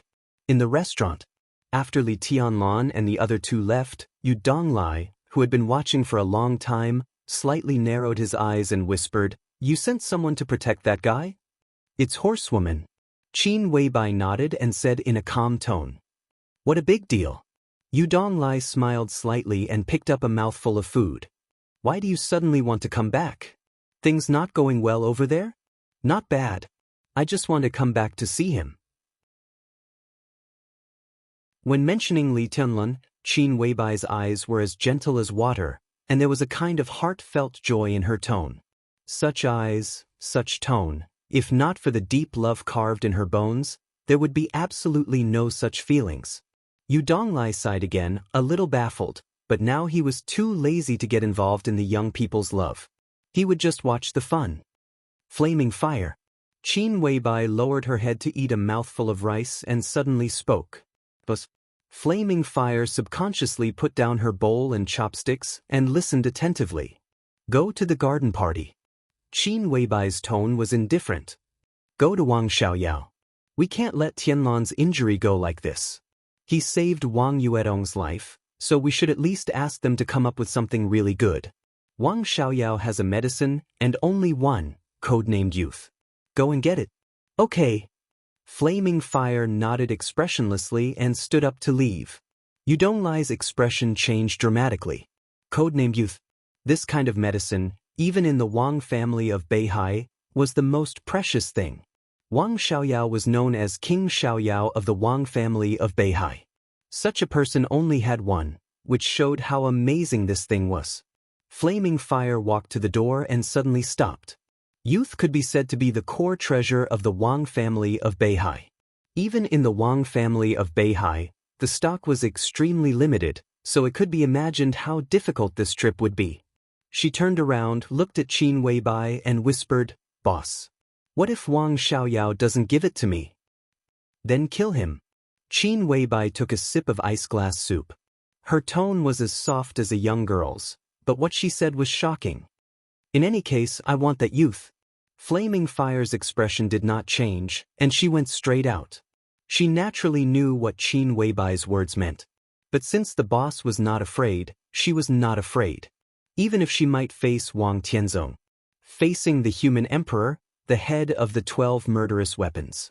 As for Wang Xiaoyao's infatuation, it was just wishful thinking. What was there to say? "I'll go with her. Little Bai, you don't have to clean up the dishes. Go do what you should do after dinner." As soon as Flaming Fire went out, Yu Donglai, whose expression changed, jumped up and rushed out of the restaurant. The flowers in the yard were in full bloom, and the sun was just right. Yu Donglai felt a little tired. He looked up at the sun and shook his head slightly. It was said that the people of Samsara Palace were crazy.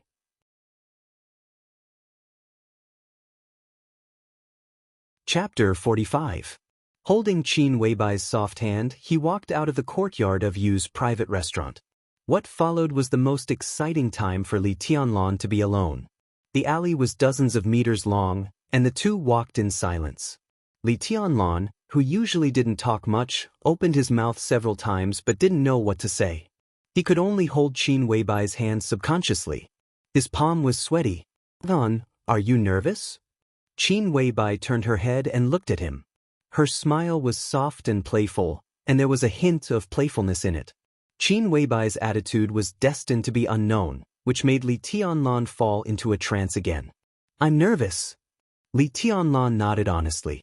At the dinner table, Qin Weibai said she wanted to be his girlfriend.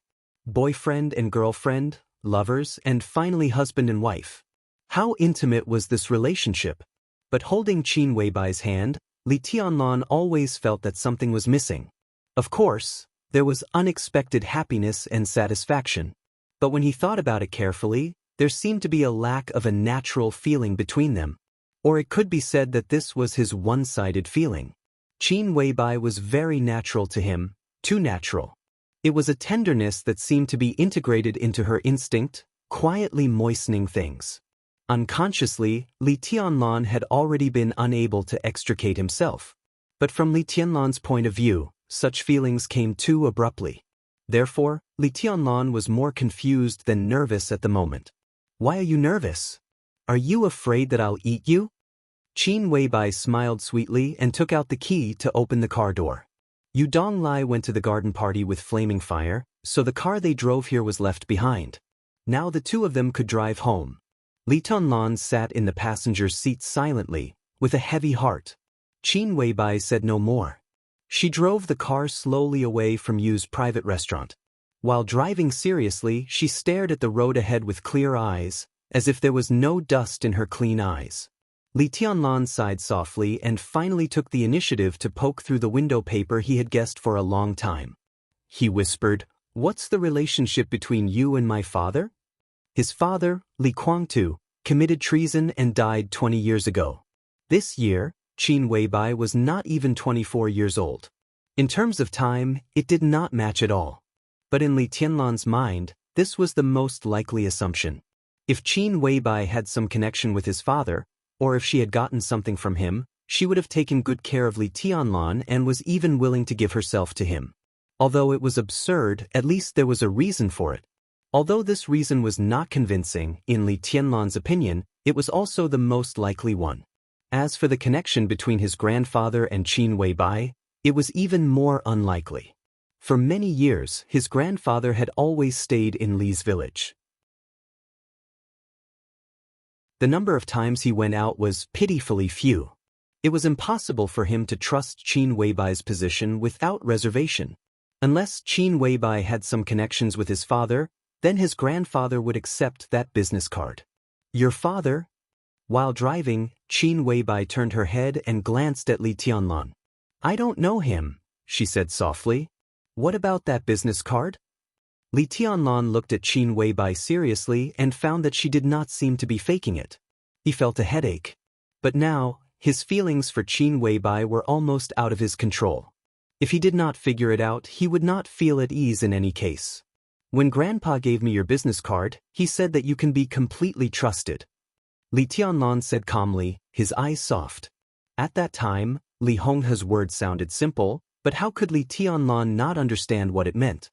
When Li Tianlan took the business card and made the call, it was almost equivalent to handing over the safety of himself and the border camp to Qin Weibai. After coming to Huading, Li Tianlan, who had a preliminary understanding of the current general situation, naturally knew how dangerous such a move was. If Qin Weibai had the slightest idea and revealed the news, then not only would Li Tianlan die without a burial place, but also all the people who were still holed up at the border at this time would not have a good end. But even so, Grandpa still casually gave him Qin Weibai's business card. What did it mean? Could it be that Grandpa really had contact with Qin Weibai? Li Tianlan thought quickly.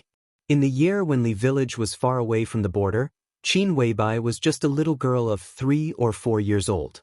Over the years, Grandpa had only left Li village a few times, and each time he left, it was no longer than a month. Under such circumstances, no matter how much contact Grandpa had with Qin Weibai, the time was limited. Why did he trust Qin Weibai so much? Li Tianlan opened his mouth, but this time Qin Weibai directly interrupted him and said softly, "In the year when you were in the desert, I went to the border, met your grandfather, and then left my business card. That's all." That's all.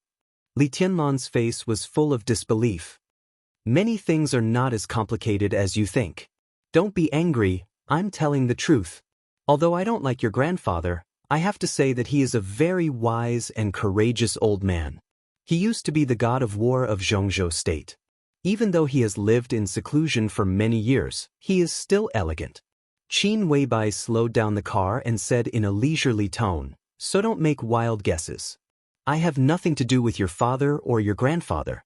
I went to the border just for you, and it only has something to do with you. Are you satisfied with this answer?" Not only was Li Tianlan not satisfied, but he also felt even more puzzled. Only has something to do with me. What kind of relationship is this kind of relationship that we have never met? Is it worth such a beauty to want to throw herself at me? You said you're willing to be my girlfriend? Li Tianlan took a deep breath and calmed himself down. Dealing with beautiful women was never a worry-free thing. Wang Yuetong was like this, and Qin Weibai was even more so. Not only did a few words not clear up his doubts, but they also made him more confused. What's the matter? Yes. Qin Weibai nodded gently, blushing, but her tone became more and more natural. From today on, you are my boyfriend, so don't be nervous, okay? No matter how I am outside, in front of you, I am me. If you are nervous in front of me, I will feel like a failure. Li Tianlan looked at Qin Weibai, lost in thought. Qin Weibai deliberately did not look at him, but just whispered, "There are some things that I can't tell you now. I don't mean to hide it, but I don't know how to say it.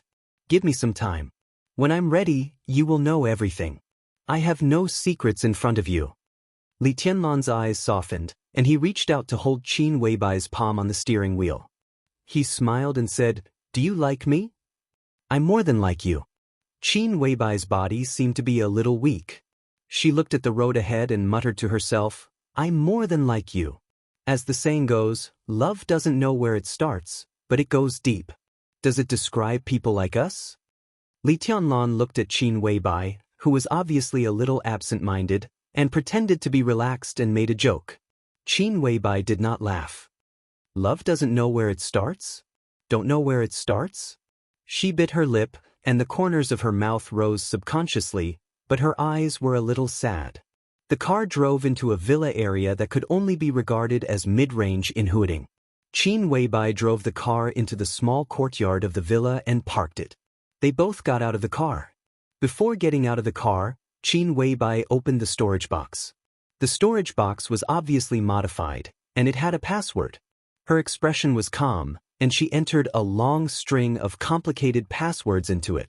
From inside, she took out the blue notebook that Li Tianlan was familiar with, but also strange at the same time. Li Tianlan glanced at it, but did not say anything. After getting out of the car, he took a few steps forward and subconsciously wanted to hold Qin Weibai's small hand. Her hand was as soft and slender as warm jade. As long as he held it, he was reluctant to let go. But Qin Weibai took a few quick steps forward and directly held his arm tightly. Li Tianlan's body stiffened, and he felt Qin Weibai's body almost completely sticking to him. He only felt a raging flame directly rising in his body. But when he saw the blue notebook that Qin Weibai regarded as a treasure, his heart moved and he calmed down. He wanted to say something but stopped on second thought. "What do you want to say?" Qin Weibai held his arm and raised her head. Her face was delicate and charming. This was the true charm of a woman. Li Tianlan almost forgot where he was for a moment, and then he came to his senses. He laughed at himself and said softly, "I haven't asked you before, but in my heart, I always think that you have something to do with my father or my grandfather, and that's why you are so good to me. Even the notebook in your hand, I once thought it was my father's. But since you said that you have nothing to do with my father, then who does the weekly notebook of the Sky Academy in your hand belong to?" Qin Weibai showed a rare hesitation. Li Tianlan was trying to find something to talk about. Seeing Qin Weibai like this, he said at once, "I just asked casually. If it's not convenient to say, then forget it." "There's nothing inconvenient about it." Qin Weibai opened the front door of the villa, walked in holding Li Tianlan's arm, and said softly, "I just don't know how to say it. You should have a look at this notebook, but now is not the time. I'll give it to you when the time is right." "You said that this weekly notebook has something to do with me?" Li Tianlan looked surprised. He vaguely seemed to find a reason why Qin Weibai fell in love with him, but it was a little unbelievable. "It doesn't matter much, but it will help you." Qin Weibai pulled Li Tianlan to sit on the sofa. Her smile was tranquil, just like the decoration of the villa. The interior of the villa, which was about 1,000 square meters, had nothing to do with the splendor of gold and jade, but it made people feel extremely comfortable. From the overall layout to the small details, it was very stylish and had a strong sense of home. She poured a glass of water for Li Tianlan and gently touched the notebook in her hand. Her eyes were in a trance, and she said softly, "This notebook records everything about a chosen one in the past 10 years, including his experience, psychology, views, and even martial arts experience. Everything is in great detail. When the time is right, I will give it to you." A proud son of heaven. Not just anyone could use this term, not even any invincible figure could use it. Among the 4 invincible realm experts in Huaxia, it was estimated that only Wang Tianzong, who held the human emperor, could barely be related to this word. The heavenly sons of Zhongzhou state were born every 500 years. Any one of them was powerful enough to defeat the entire dark world. This person, Li Tianlan frowned. He's been dead for a long time. Qin Weibai's calm tone made Li Tianlan feel strange. She held a delicate celadone teacup in both hands, and her eyes were in a trance, as if she was lost in memories. He can be said to be the most arrogant and ambitious person I have ever seen. When I first met him, it was at Huading Airport. At that time, the only invincible realm expert on the killer list secretly sneaked into Huading for unknown purposes. The Zhongzhou state government originally asked him to investigate the purpose of the invincible realm killer, but he didn't bother to do so and directly came with the intention of killing. On the day he came, almost all the high-level officials in Huading went to the airport to pick him up, including the top leader of Huading, who was very likely to go one step higher. I happened to be there that day. When he got off the private plane, he smiled and looked very kind, with a pet dog in his hand. The top leader of Huading, who was not on good terms with him, went up and wanted to shake hands with him. But he put the leash of the dog in the hand of the top leader, who was a member of the decision-making committee. As for the others, he didn't even look at them and directly attacked. Attacked? Li Tianlan raised his eyebrows and asked in confusion, "Who did he attack?" "He attacked the invincible realm killer. I don't know which high-level official he came for. That day, he pretended to be a staff member of the airport and was waiting for an opportunity to take action. Unfortunately, Before the invincible realm killer had time to take action, he was discovered by him. The whole battle only lasted a few seconds. The invincible realm killed the invincible realm. Unarmed, life and death were decided in an instant. Li Tianlan's heart beat violently, and his face was fascinated. The invincible realm killed the invincible realm, and it was an instant kill. That kind of scene was beyond his imagination. Really domineering. Then what? He asked. Qin Weibai glanced at him with an unreadable look and said with a chuckle, "What then?" Then he pulled the leash of the dog from the top leader of Huading, boarded the plane again, and left. From the beginning to the end, he didn't talk to those high-level officials of Huading. I asked him later, and he said there was nothing to talk about. They were a group of clowns, and he would rather play with baby than socialize with them. Qin Weibai smiled with a complicated look in her eyes, and took the initiative to explain, "Baby is the pet dog he raised." Li Tianlan was lost in thought, but the image of that heavenly son was formed subjectively in his mind. Arrogant, domineering, silent, fierce, and insufferably arrogant. It was a pity that such a person died. Fortunately, he died. Listening to Qin Weibai's explanation, he smiled and said, "That dog was quite lucky." Yes, it could be said to be the most valuable pet dog in years. When he was alive, no one dared to provoke his dog, not to mention him. At a high-profile private party, it was said that a certain invincible realm figure in Kunlun City accidentally stepped on the dog's tail and refused to apologize. In less than 3 days, he died on the way back to Kunlun City, without a whole body. Qin Weibai held the cup, and her words were calm, but her eyes became more and more dazed. Li Tianlan's eyelids twitched, and he once again added a new impression to this strong man. Extreme madness. Such a figure really had the demeanor of ignoring everything and sweeping everything away. Li Tianlan suddenly thought of a sentence and said casually, "That's what a man should be like." That's what a man should be like? Qin Weibai smiled bitterly. At that time, he was indeed insufferably arrogant and invincible. But so what? Didn't he die in the end? He made his debut at the age of 19 and was killed at the age of 29. 10 years of magnificent events, but in the end, wasn't it a sad song? Li Tianlan was stunned. In any case, he had never thought that such a figure would die at such a young age. How did he die? He asked softly. This time, Qin Weibai was silent for a full 5 minutes, and then said softly, "It was said that he died in a siege, but in fact, he died of betrayal." His last battle was earth-shattering. More than 20 experts at the peak of the thunder-shocking realm and 6 invincible realm experts besieged him at the same time, but all the thunder-shocking realm experts were annihilated. 6 invincible realm experts, 3 died, 1 was disabled, and 2 were seriously injured. Actually, even at that time, when he was at the end of his rope, he still had a sword that he hadn't drawn. If that sword had been unsheathed, he would have been able to take everyone down with him. But at the last moment, the woman he loved the most, who also loved him the most, stabbed him in the heart. Before he died, he didn't go crazy, nor was he angry. He just looked at her quietly, and finally died in her arms. Perhaps there was nothing more sorrowful than a dead heart, and he died with everlasting regret. More than 20 experts at the peak of the thunder-shocking realm were annihilated. 6 invincible realm experts, 3 died, and 1 was disabled.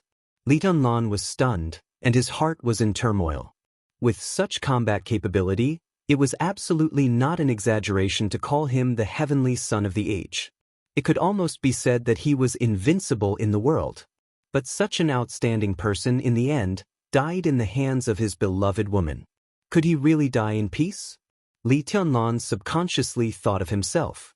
What if one day he was invincible in the world and was stabbed in the back by Qin Weibai after defeating all the enemies? That was really the sorrow of dying with everlasting regret, but he couldn't hate it. A man and a woman, from the very beginning, were in different positions. If they were forced to be together, it would be an ill-fated relationship. Qin Weibai took a deep breath and said in a complicated tone, "What's his name?" Li Tianlan suddenly asked. Hearing this story, he also felt bad. If he was in the shoes of himself, that kind of deep sorrow almost made him breathless.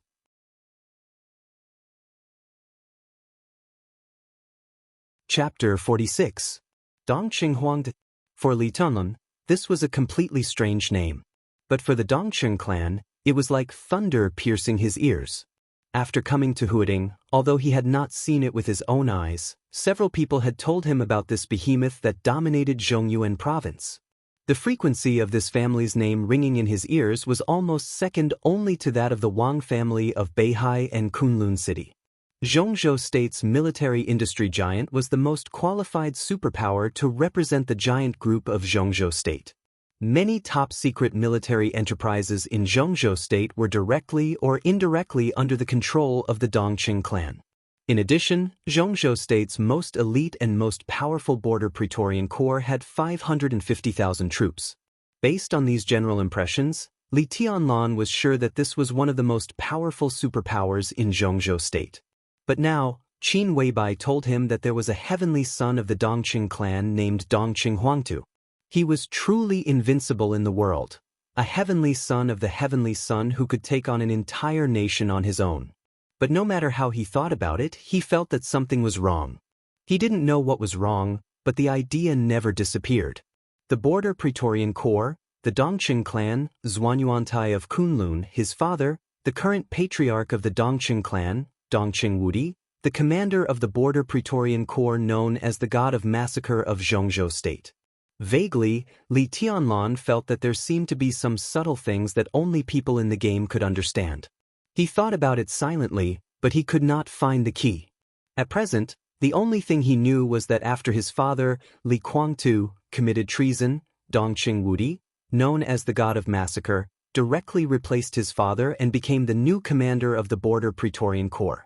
The key to all those subtle things that he couldn't figure out might lie in this change of position. Li Tianlan's mind wandered. For the first time, he was curious about the Dongqing clan.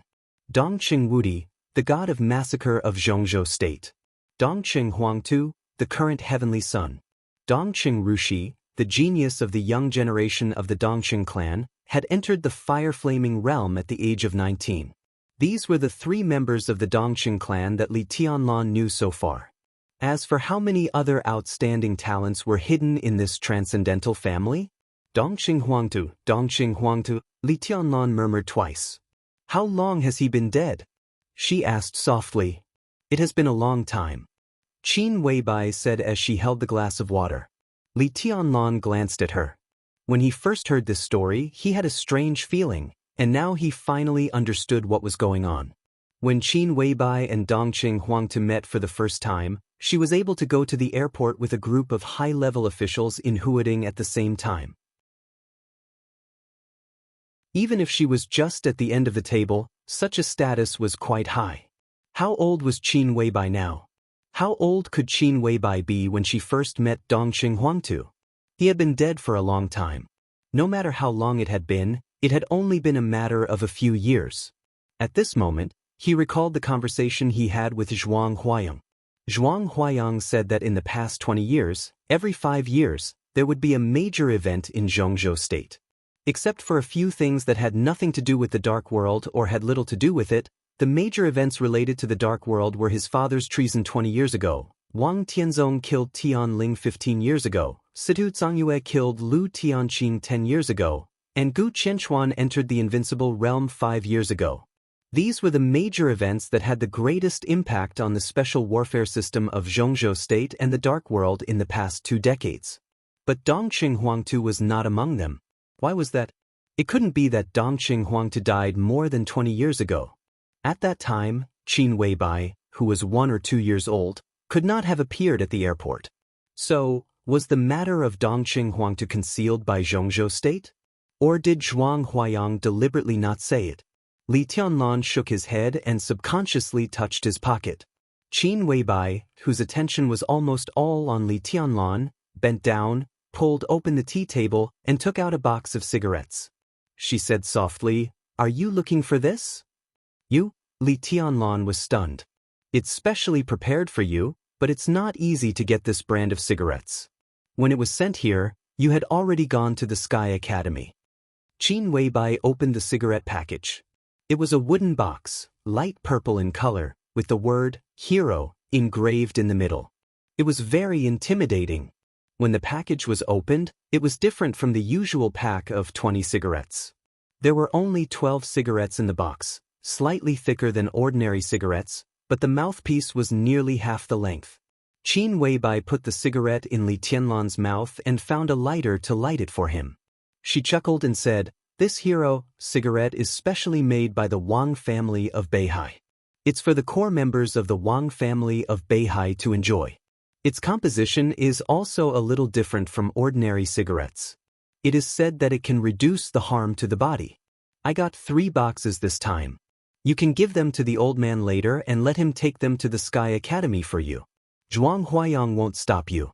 If you carry 3 boxes of cigarettes by yourself, a lot of credits will be deducted according to the weight."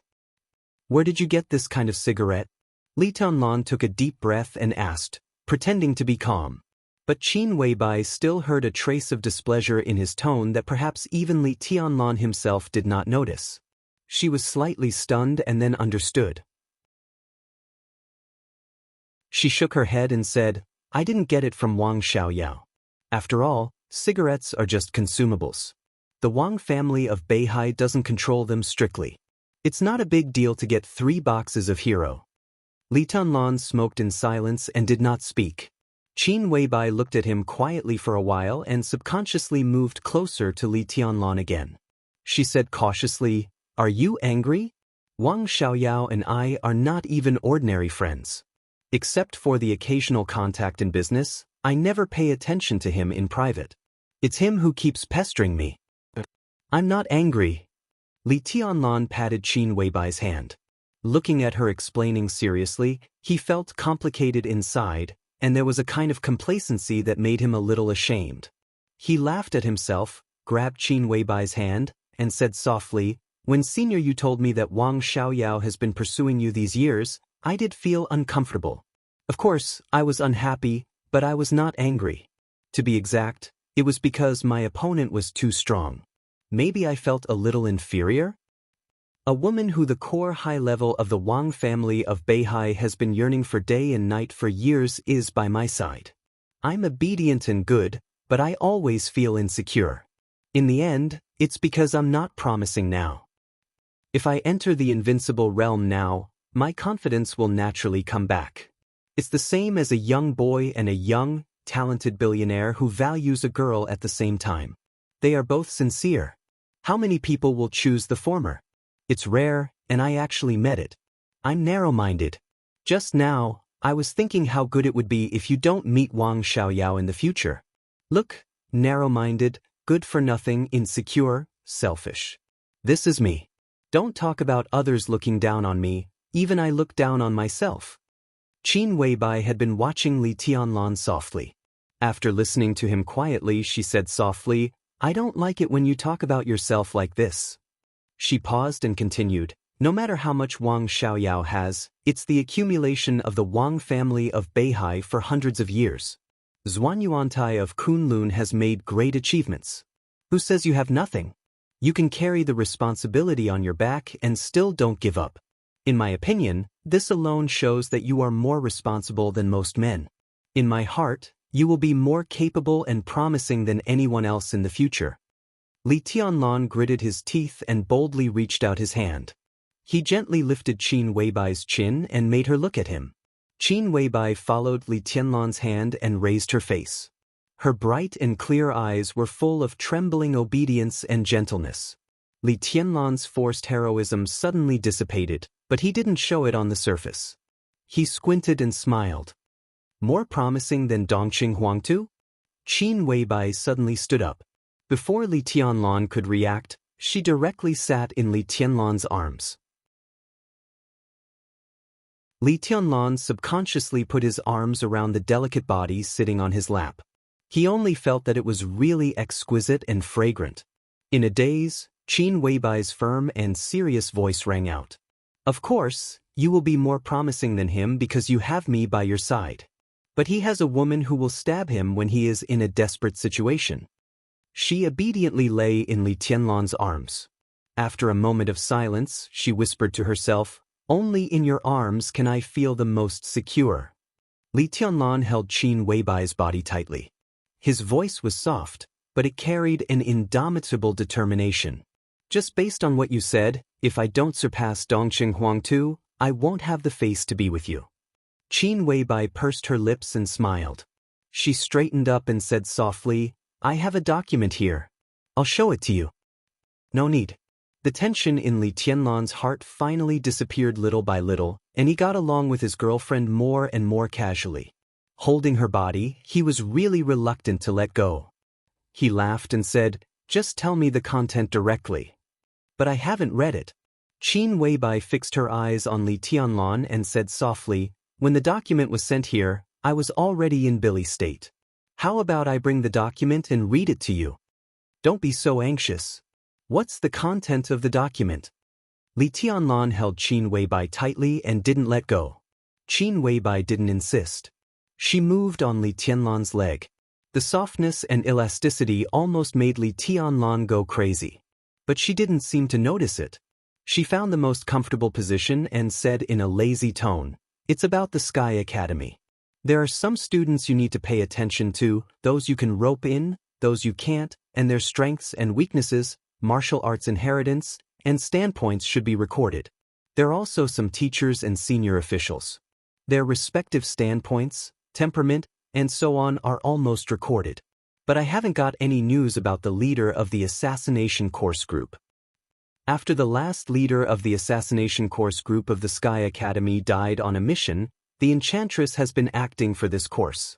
But now it's a new session, and it's a very special one. Zhuang Huayang probably wants to invite a super killer who can completely control the situation. Such a person is most suitable for Sai City. Zhuang Huayang and Sai City have been talking, but it's still hard to say who the super killers of Sai City will be. So the information about the leader of the assassination course group was left out. Li Tianlan glanced at Qin Weibai and said softly, even so, it's great. For any student of the Sky Academy, this document is the most precious thing. I'll read it carefully. But as for the students, it's not a big deal. After the entrance maneuver, I can basically know the quality of those people. There are masters, but there are not many who can pose a great threat to me and stand against me. When saying this, his eyes were in a trance, and he suddenly thought of Wang Yuetong. If they didn't owe each other anything, how would they live in the Sky Academy in the future? We can't be careless. Qin Weibai shook her head. This session of the Sky Academy is very special. In terms of the comprehensive strength of the students, it almost far surpasses that of the Deep Sea Academy in Yuzhou. The current situation can only mean that several young masters who are most likely to enter the Sky Academy haven't enrolled yet, but they won't wait too long. It's estimated that they'll be enrolled after this holiday. Although it's against the rules to enroll a little later, the rules are nothing more than human feelings, so it's not a big deal at all. Why is it like this? Li Tianlan raised his eyebrows, a little surprised. In his impression, the Sky Academy and the Deep Sea Academy were almost equal, but Qin Weibai said that the comprehensive quality of this session of students in the Sky Academy was far better than that of the Deep Sea Academy. Was there any special reason? Because of the current situation in Huading. Qin Weibai furrowed her delicate brows and said softly. The two hugged each other in a very ambiguous posture, but the content of the discussion was extremely serious. There are no wealthy families in Huading. This fat piece of meat has now been targeted by all parties.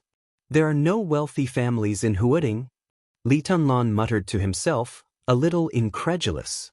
Huading was the economic engine of the entire Zhongzhou state, the most developed municipality, and one of the most prosperous international metropolises in the world. How could there be no wealthy families in such a place? It was simply incredible. Although it's a little exaggerated to say so, it's not a big exaggeration. Huading used to be full of wealthy families. A few years ago, it was the strongest fortress and back garden of the Wang family of Beihai. But 5 years ago, the Prince Group seized the opportunity to break through here. Qin Weibai explained seriously, the loss of Huading can be said to be the worst failure of the Wang family of Beihai in recent years. The Prince Group took over Huading, and all the major groups in Zhengzhou State began to infiltrate Huading. Until now, the situation in Huading has been extremely chaotic. It's not an exaggeration to say that it's the battlefield of all the major groups. Under such circumstances, the original wealthy families in Huading moved their headquarters to other places to avoid being affected. All of them have moved their headquarters to other places. Those who remain are basically local forces that are not weak but can hardly make it big. There are only a few that can really be called a powerful family in Zhengzhou State. Therefore, for you and all the other ambitious people, Huading can be said to be the best place with the best environment right now. The situation is chaotic and muddy, but the pressure from above is not great. With all the major groups guarding against each other, Huading can be said to be a crisis at every step, but also an opportunity at every step. With such a good opportunity, who doesn't want to come to Huading to take a gamble? This is the real foundation of an emperor. Whoever can take advantage of the situation in Huading and succeed with a small effort will become the top big shot in Zhengzhou State.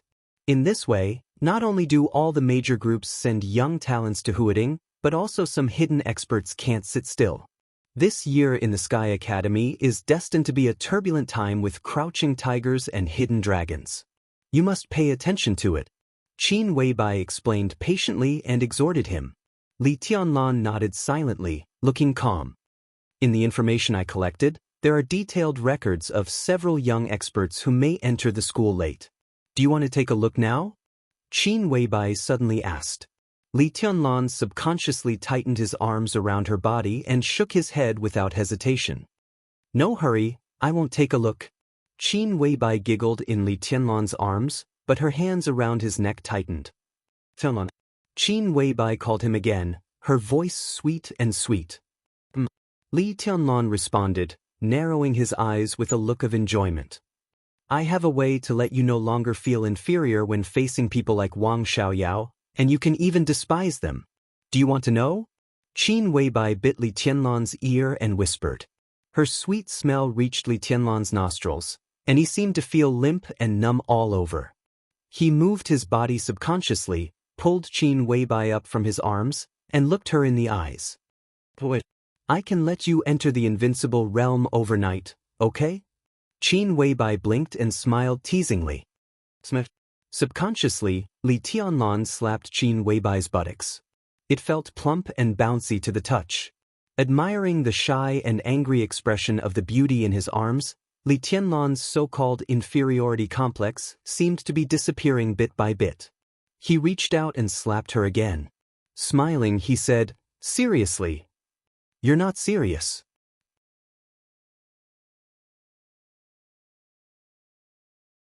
Chapter 47. As time went by, Qin Weibai finally left Li Tianlan's arms and took the initiative to hand over the information that he wanted to read but was reluctant to let go of. The carefully bound information was very thick. It was a large stack of A4 paper, densely covered with handwriting, which showed how detailed it was. The Sky Academy and the Deep Sea Academy were the two most mysterious special warfare academies in Zhengzhou State. Such information was priceless to every student of the Sky Academy. Even if it was spread to the Deep Sea Academy or even abroad, its value would only be higher. The Sky Academy had just finished the entrance maneuver, but Qin Weibai had already prepared this detailed information. From this aspect, it could be seen how terrifying the powerful and detailed intelligence force behind her was. This was not the power that an ordinary strong woman could have. Qin Weibai sat beside Li Tianlan with the information and read it to him. She did not read it from the book. After reading it once, she omitted some unimportant parts and went straight to the subject. She explained the profound in simple terms, which made it easier for Li Tianlan to memorize. But because there was a lot of information, it was almost dinner time when Qin Weibai finished talking about the teachers of the Sky Academy. In this case, the senior teachers of the Sky Academy are basically in a three-way situation. Li Tianlan thought about it seriously and said in a trembling and hoarse voice. The sequelae of forcibly raising the realm in the morning finally began to show completely. His muscles were completely relaxed, and the pain caused by forcibly raising the combat strength spread all over his body. To be exact, it was not pain, but an indescribable emptiness and numbness. It seemed that every muscle, every bone, and every drop of blood in his body had completely disappeared. Li Dunlan could move and speak, but he could hardly feel the existence of his body, nor could he feel the sofa under him. His whole body was indescribably sore and itchy, which made him fall into a state of extreme numbness from the inside out. Such a feeling made him feel extremely uncomfortable, both psychologically and sensually.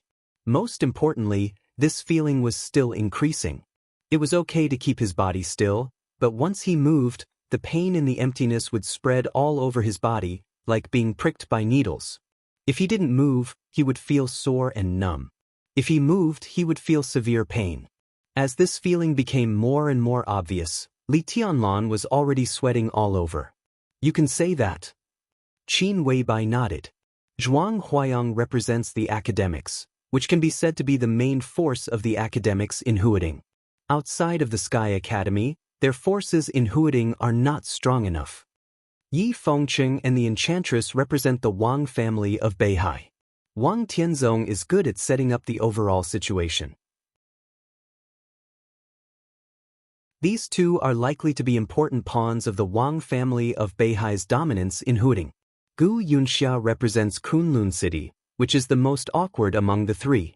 On the surface, they are stronger than Yi Kunlun. But apart from Gu Yunxia, there are only a few weak figures, so they have little say. Gu Weibai Li City. Tianzong on Kunlun of Li City, but she was killed by you. Tianzong Lu Xiong so Xian. And will to she. By, of. She stood up and looked at Li Tianlan's trembling body. She changed the subject and said, "Let me give you a massage. It may be uncomfortable, but you'll feel better later." No need. Li Tianlan's lips trembled, but he managed to squeeze out a smile. It was indeed good to enjoy Qin Weibai's massage, but not now. Right now, his body felt like it was being pricked by needles. It was simply suffering. Go on, you can distract me. Trembling, he lit a cigarette, took a deep drag, bit the cigarette butt and said vaguely, "There are 6 groups in Zhongzhou State now. Which group are you from?" Without an all-pervasive intelligence network, Qin Weibai would never have been able to get this information. Such an intelligence network could not be established by ordinary forces. It was normal for her to be connected to one of the 6. I don't belong to any group. Qin Weibai shook her head slightly and looked at Li Tianlan's current situation. Obviously, he wasn't in the mood to go into detail.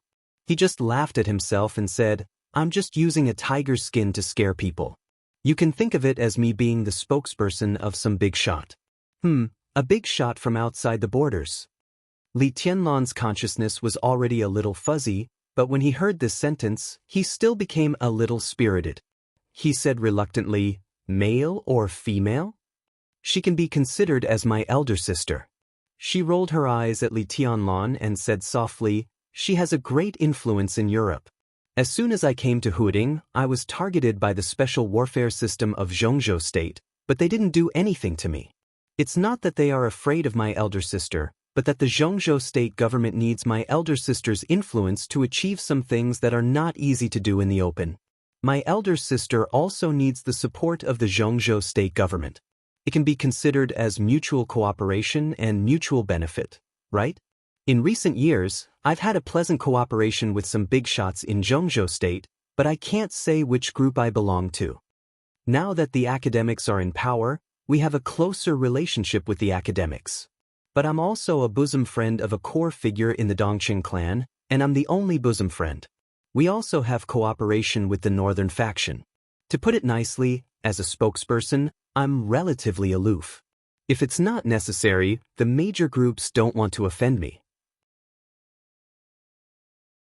But the things I can influence in Zhongzhou State are pitifully few, so I can only manage my own territory." Li Tianlan stared ahead with a dull look in his eyes. The feeling of growing weakness almost overwhelmed his reason, and he didn't know if he had heard what she said. Qin Weibai couldn't bear to look at him anymore.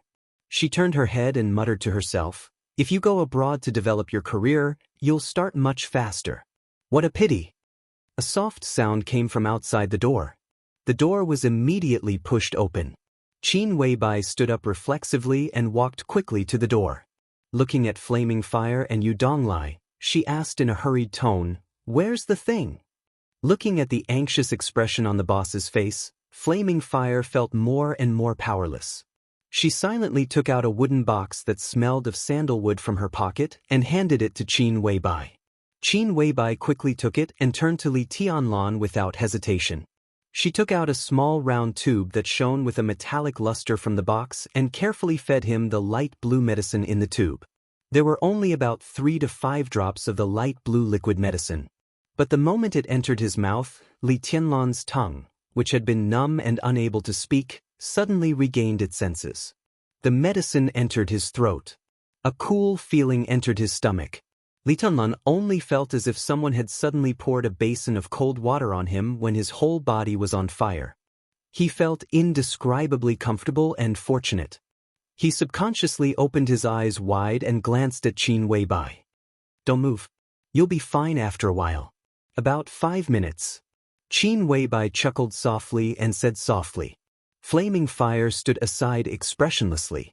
Yu Donglai couldn't help but roll his eyes and said grumpily, "You'll be fine this time. Boy, this is a blessing in disguise. At least you won't have to worry about getting hurt during the few years you're studying at the Sky Academy." Li Tianlan still couldn't speak for a while. He just looked at Yu Donglai in confusion. This is one of the most precious gene potions of the Wang family of Beihai, codenamed Youth. Even the headquarters of the Wang family of Beihai has a limited stock of it. Youth can provide people with a huge amount of vitality. It won't make you live long, but it can quickly heal your injuries. Especially when you take it for the first time, no matter how serious your injuries are, with a large amount of vitality, you can be full of vigor in a short period of time. Moreover, this effect is continuous. A bottle of Youth can maintain the effect for about 3 years. Of course, it's impossible for you to recover immediately in the future. But as long as the effect is still there, you'll recover much faster than others when you're injured in the future. In order to get this, Flaming Fire and I almost fell out with Wang Xiaoyao. "How about it, boy? How does it taste?" Yu Donglai said quickly. Li Tianlan's mouth moved. Finally, he was able to speak. He said with a smile, "It's King bitter." This time, not only Yu Donglai, but also Flaming Fire glared at the bastard who was showing off after getting a bargain. She and Yu Donglai went to Wang Xiaoyao to ask for this bottle of Youth. When he heard that Qin Weibai wanted it, Wang Xiaoyao gave it to Flaming Fire without hesitation. Even Flaming Fire was moved by his straightforwardness. After all, Youth was not like longevity. It could save lives. Not to mention that the effect could last for 3 years. The fact that it could heal injuries almost immediately after taking it for the first time was enough to show how amazing this medicine was. Even if the Wang family of Beihai added up all of them, it was estimated that they didn't have 10 bottles of Youth. Even Wang Tianzong would feel distressed for a long time if he took out such a precious thing. But Wang Xiaoyao gave it to Wang Xiaoyao without hesitation. He was really sincere to his boss. However, this Wang Xiaoyao of the Wang family of Beihai was also extremely stingy. When he heard that Qin Weibai wanted to give it to Li Tianlan, his eyes turned red and he regretted it on the spot. Flaming Fire almost fought with Wang Xiaoyao at the garden party. Fortunately, Yu Donglai mediated between them. Later, Xian Xuanzi, a Taoist master who was a guest at the garden party, also said a few words. Then she was allowed to take back the bottle of Youth. But this bastard actually said that it was bitter. Don't drink it if it's bitter. If this thing was given to their palace master, it could definitely make their palace master more powerful. Even in the face of an invincible realm expert with 12 murderous weapons, he would not be afraid. Wang Xiaoyao was right. It was a great waste to give this precious thing to Li Tianlan. Only the boss would indulge him like this. Flaming Fire took a deep breath, her face full of resentment. "Well, I see that this guy is fine. I should go back." Yu Donglai glanced at Li Tianlan and suddenly said, "Leave after dinner." Qin Weibai stood up and said, "I'm going to cook. The old man can help." She glanced at Li Tianlan and said softly, "Do you want your friend to come over? My cooking skills are no worse than the old man's." No need. Another day. Li Tianlan smiled and said softly. With a girlfriend like Qin Weibai, he really couldn't wait to show off. But now, he really didn't have the capital to do so. If he called Ning Qianqing and Li Beiyan over, they might even mistake him for living off a woman. Even if he wanted to call them over, he didn't have the confidence to do so. Qin Weibai looked at him deeply, nodded, and walked to the kitchen. The dinner was not too sumptuous. Qin Weibai and Yu Donglai made a few home-cooked dishes and boiled a pot of congee with pork and century eggs, which had a special taste. The effect of youth against the natural order had already come into play before dinner. The pain caused by Li Tianlan forcibly raising his realm had disappeared. Even the injuries left by the entrance maneuver seemed to have completely disappeared. With a great appetite, he sat at the dining table and looked at Qin Weibai from time to time. He really experienced what it meant to be a feast for the eyes. He finished nearly half of the large pot of congee with pork and century eggs by himself. After dinner, Qin Weibai ordered flaming fire to send Yu Donglai. The old man looked at Li Tianlan playfully and did not refuse. He walked out of the villa with flaming fire. Outside the window, it was already night. At the dining table, Qin Weibai elegantly finished the last mouthful of congee and put down the bowl and chopsticks. Li Tianlan instinctively wanted to clear the table. He had done this kind of thing countless times in Li's village and had long been used to it. I'm here. The kitchen is not a place for men. Qin Weibai stopped Li Tianlan. Her voice was soft and insistent. Li Tianlan stuttered for a long time before he finally said, "You've worked hard. I'm very happy that you've eaten my cooking," Qin Weibai said in a light tone. Then she got up and began to clear the dishes. Li Tianlan silently walked back to the living room. He took out a cigarette and lit it. Listening to the sounds coming from the kitchen, he could not tell what he was feeling. The cigarette was almost finished.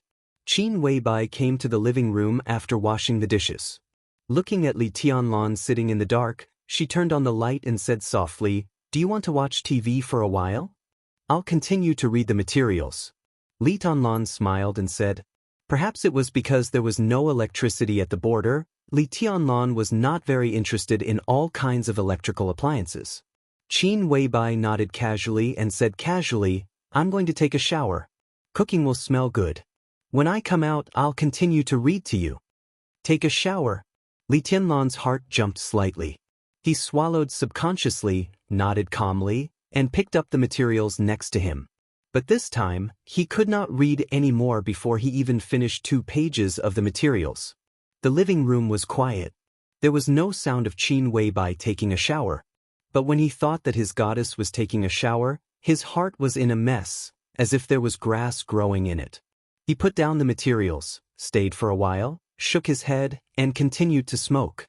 But he became more and more absent-minded. The incomparably long 40 minutes finally passed. Qin Weibai returned to the living room in a white bathrobe with her long hair hanging down. At this moment, she seemed to have completely lost the sharp and indifferent aura. There was only a kind of charm and laziness that belonged to a domestic woman. She was breathtakingly beautiful. The two of them looked at each other.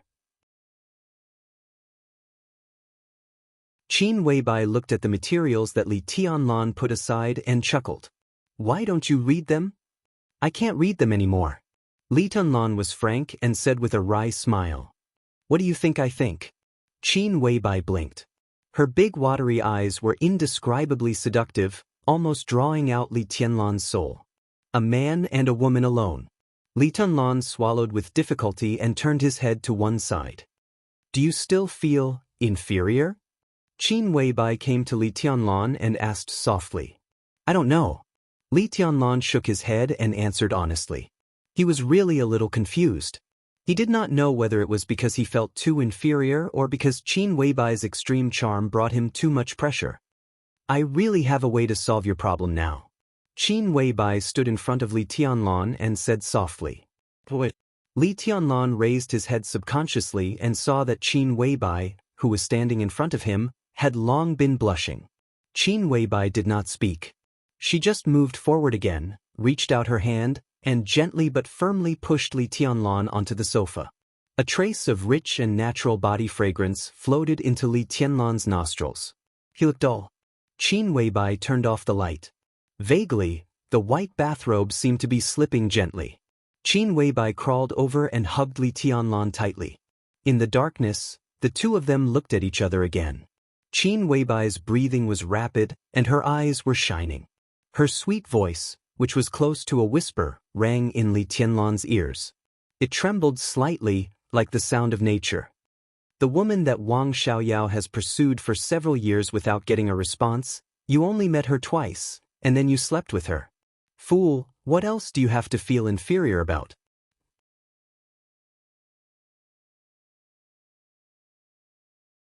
Chapter 48. When Li Tianlan regained consciousness, he only felt that his mouth and nose were full of natural, intoxicating and familiar fragrance. The sun was shining outside the window. Even with his eyes closed, he could feel the bright light outside the window. This made Li Tianlan feel a little lost and a little reluctant. That crazy and dreamy night had passed. At this moment, it was already a new day. Li Tianlan quietly took a deep breath and opened his eyes directly, just in time to see a pair of bright eyes that were also quietly looking at him. This was the most beautiful pair of eyes Li Tianlan had ever seen. There was a hint of coldness in the brightness and softness, but there was no sharpness in them. It was said that the eyes were the window to the soul. Looking through this window, Li Tianlan could only see a kind of strong persistence and deep affection. This was his woman. Li Tianlan told himself silently, and then said with a smile, "Morning. It's almost 10 o'clock. It's getting late." Qin Weibai lay beside Li Tianlan and chuckled. The thin cashmere quilt covered the curve of her body, and only a part of her snow-white shoulder was exposed in the air, which was very attractive. Li Tianlan directly reached out and held her in his arms. The two bodies were close together. He gently kissed Qin Weibai's ear, and then sighed and whispered, "When I woke up just now, I didn't dare to open my eyes. I even thought that last night was just a wet dream, and when I woke up, there would be nothing left." In fact, it was not only last night. Even now, he felt that everything was so beautiful that it was almost unreal. Qin Weibai's wildness, Qin Weibai's obedience, Qin Weibai's lovable charm, and Qin Weibai's unwillingness to resist. The scenes of last night kept replaying in his mind, and finally, the image of Qin Weibai holding him tightly and crying silently was fixed. Last night, Li Tianlan was extremely satisfied both physically and mentally. But what impressed him most was that when they went from the living room to the bedroom, Qin Weibai, who endured his attack, insisted on looking at him with tears in her eyes. She looked a little wronged, but also a little relieved. At that time, Qin Weibai was delicate and lovely. At that time, Li Tianlan was as crazy as a beast. But when everything calmed down and he recalled the way Qin Weibai looked at him and cried quietly, Li Tianlan felt an indescribable pain in his heart. He couldn't tell what kind of sadness and grievance were contained in those eyes, and he didn't know what Qin Weibai was thinking about. But from then on, Qin Weibai became completely crazy and seductive. Not long after dinner, they tossed and turned until midnight. At 2 or 3 o'clock in the morning, the two struggled to take a shower before falling asleep in each other's arms. Li Tianlan's eyes were in a trance. He unconsciously stroked Qin Weibai's smooth and delicate back and muttered to himself again, "It's like a dream." "So you want to do it again?" Qin Weibai raised her head from his arms and looked at him with her big bright eyes without blinking. She said with a faint smile. Li Tianlan was excited, but that was all. Last night, he played too crazily, and now he was really powerless. It didn't feel much to lie flat on his back, but as soon as he turned sideways, even with a warm and fragrant body in his arms, he couldn't hide the numbness in his waist. "Forget it. Let's rest first. Another day." Li Tianlan shook his head. As soon as he finished speaking, he felt that the words, "another day," were really exquisite. He laughed, let go of Qin Weibai, and sat up on the bed. Almost at the same time, Qin Weibai also took Li Tianlan's clothes. Her movements were obviously a little inconvenient. Not to mention a woman who didn't know martial arts, even if she was an expert of the invincible realm and had just experienced the first time in her life, the pain couldn't be ignored. She gently bit her lower lip and insisted on getting up. It seemed that she wanted to help Li Tianlan put on his clothes. I can do it myself. Li Tianlan subconsciously wanted to take the clothes. Looking at Qin Weibai's pale face because of the pain, he suddenly remembered the blood stain on the sofa, which represented a woman's chastity. Last night, he was so focused on fooling around that he didn't have time to clean up the battlefield. He guessed that Flaming Fire had seen it. At the thought of this, his heart suddenly felt a little strange. I'll help you. Qin Weibai clenched the clothes in her hand and gently shook her head, but her attitude was extremely firm. I think this is also what a wife should do. Camouflage clothes are relatively easy. If you wear a suit in the future, I'll help you wear a tie every day, okay? Li Tianlan nodded with a dull look on his face. Looking at Qin Weibai, who got out of the quilt to help him put on his clothes, he understood for the first time what it meant to have a room full of spring. Qin Weibai, who gently helped Li Tianlan put on his clothes, also blushed. From time to time, she had to endure Li Tianlan's perverted hands. He could bully her so much in just one night. Was he still the bastard who said yesterday that he felt inferior when facing her? It took nearly half an hour to get dressed. When Li Tianlan and Qin Weibai, whose walking posture was obviously a little unnatural, walked out of the bedroom, it was close to 11 o'clock in the morning. Flaming Fire was sitting in the living room, looking through some documents. When she saw Li Tianlan and Qin Weibai coming out one after another, her expression changed. She glared at Li Tianlan fiercely, as if she was looking at a pile of cow dung stuck in a flower. She could not imagine that the boss could be so crazy, nor could she imagine that Li Tianlan would be so lustful. She had only gone to send Yu Donglai, and it had only been 2 hours. When she came back, this bastard had actually eaten up the boss, and so thoroughly. She naturally knew what the bloodstain on the sofa meant. Even if she did not know, the noise they made last night was not small. Flaming Fire's room was next to Qin Weibai's. As long as one was not deaf, they could know what happened in the master bedroom last night. Noticing Flaming Fire's murderous look, Li Tianlan smiled and was not angry. Qin Weibai had become his woman, and in the future, such looks would probably be very common. Even if he did not like it, he had to get used to it. Qin Weibai obviously also noticed the change in Flaming Fire's mood, but she did not say anything. She just tilted her head to look at Li Tianlan and said softly, "Are you having lunch at home?" Li Tianlan nodded and said, "I have 2 brothers who seem to still be living at a relative's house. I'll go find them after lunch." Qin Weibai trotted downstairs. Hearing that Li Tianlan had no intention of taking her, she pursed her lips and seemed a little disappointed, but she did not say anything. She just nodded meekly and said to Flaming Fire, who had already gotten up from the sofa, "I'm a little unwell today. You cook lunch at noon. Don't be salty, make it spicy."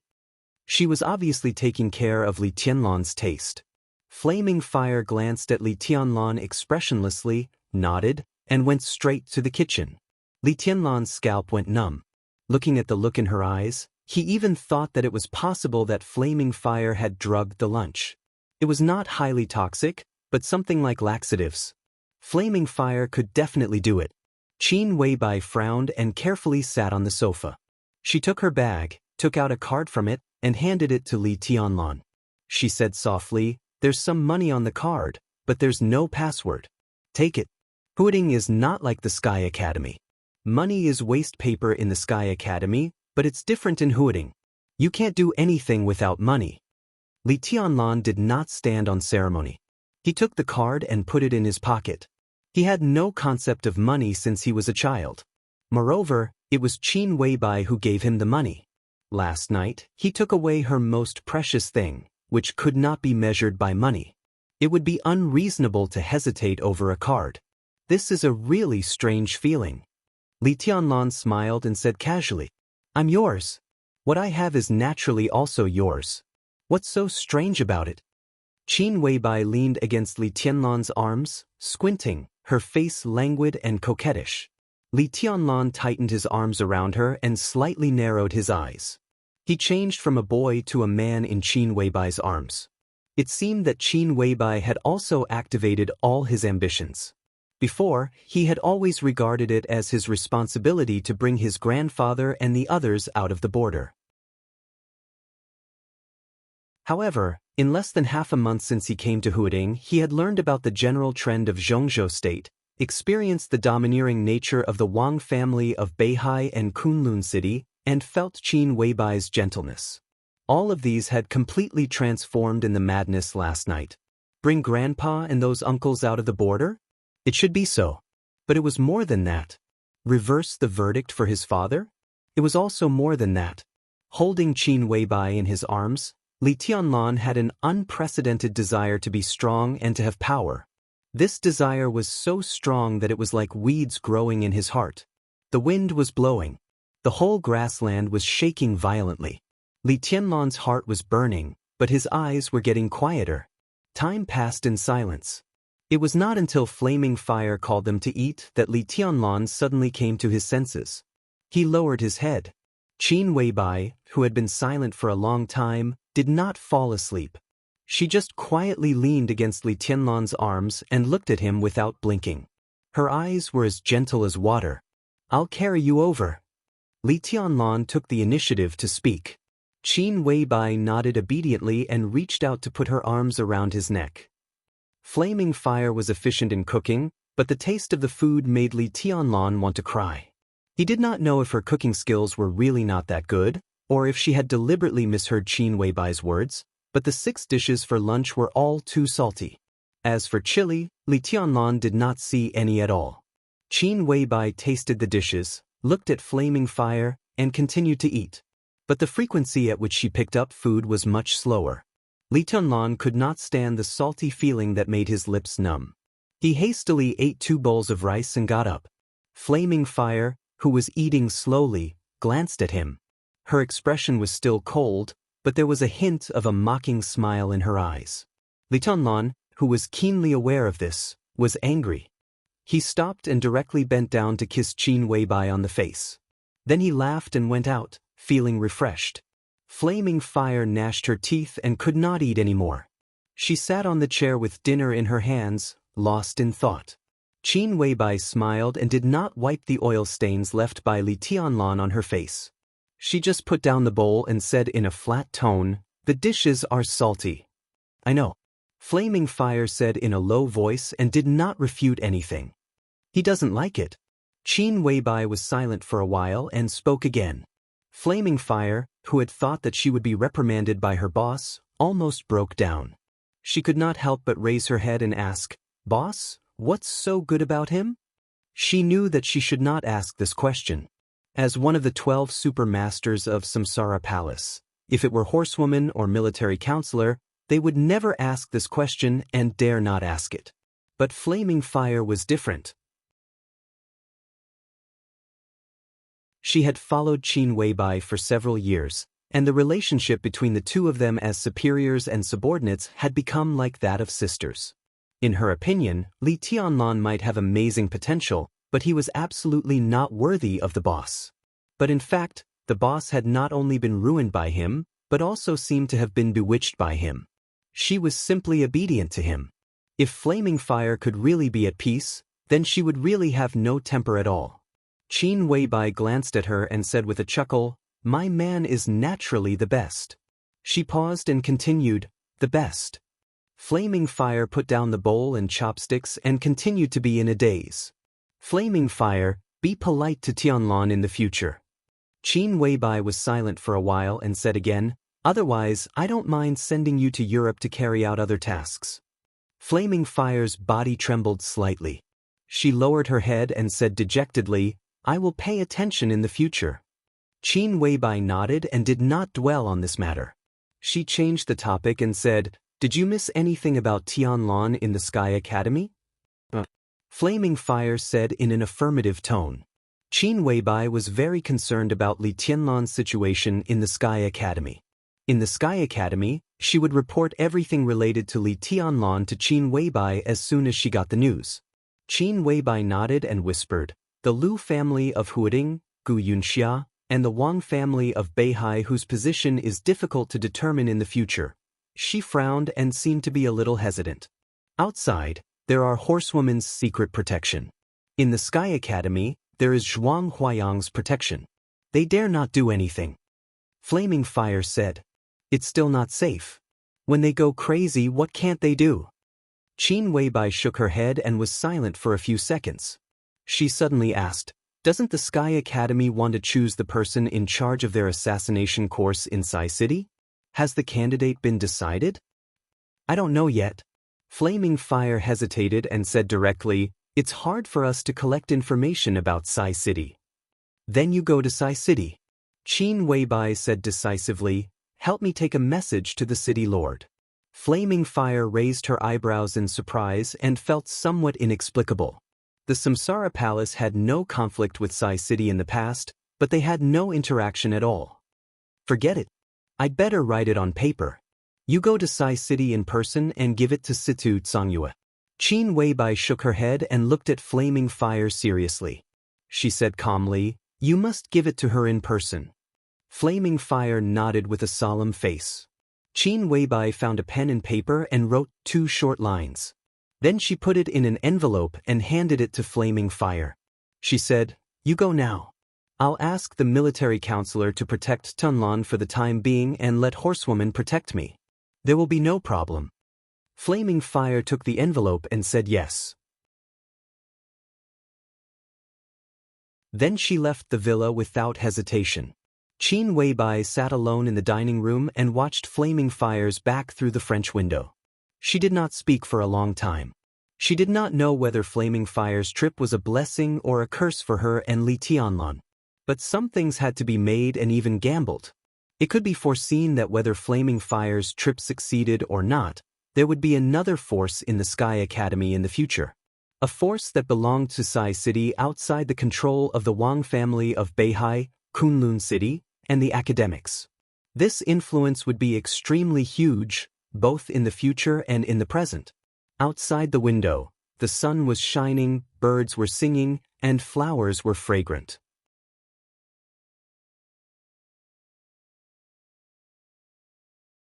Chapter 49.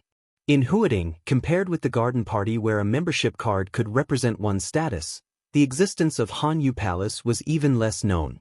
Hanyu Palace's history predated the garden party by many years.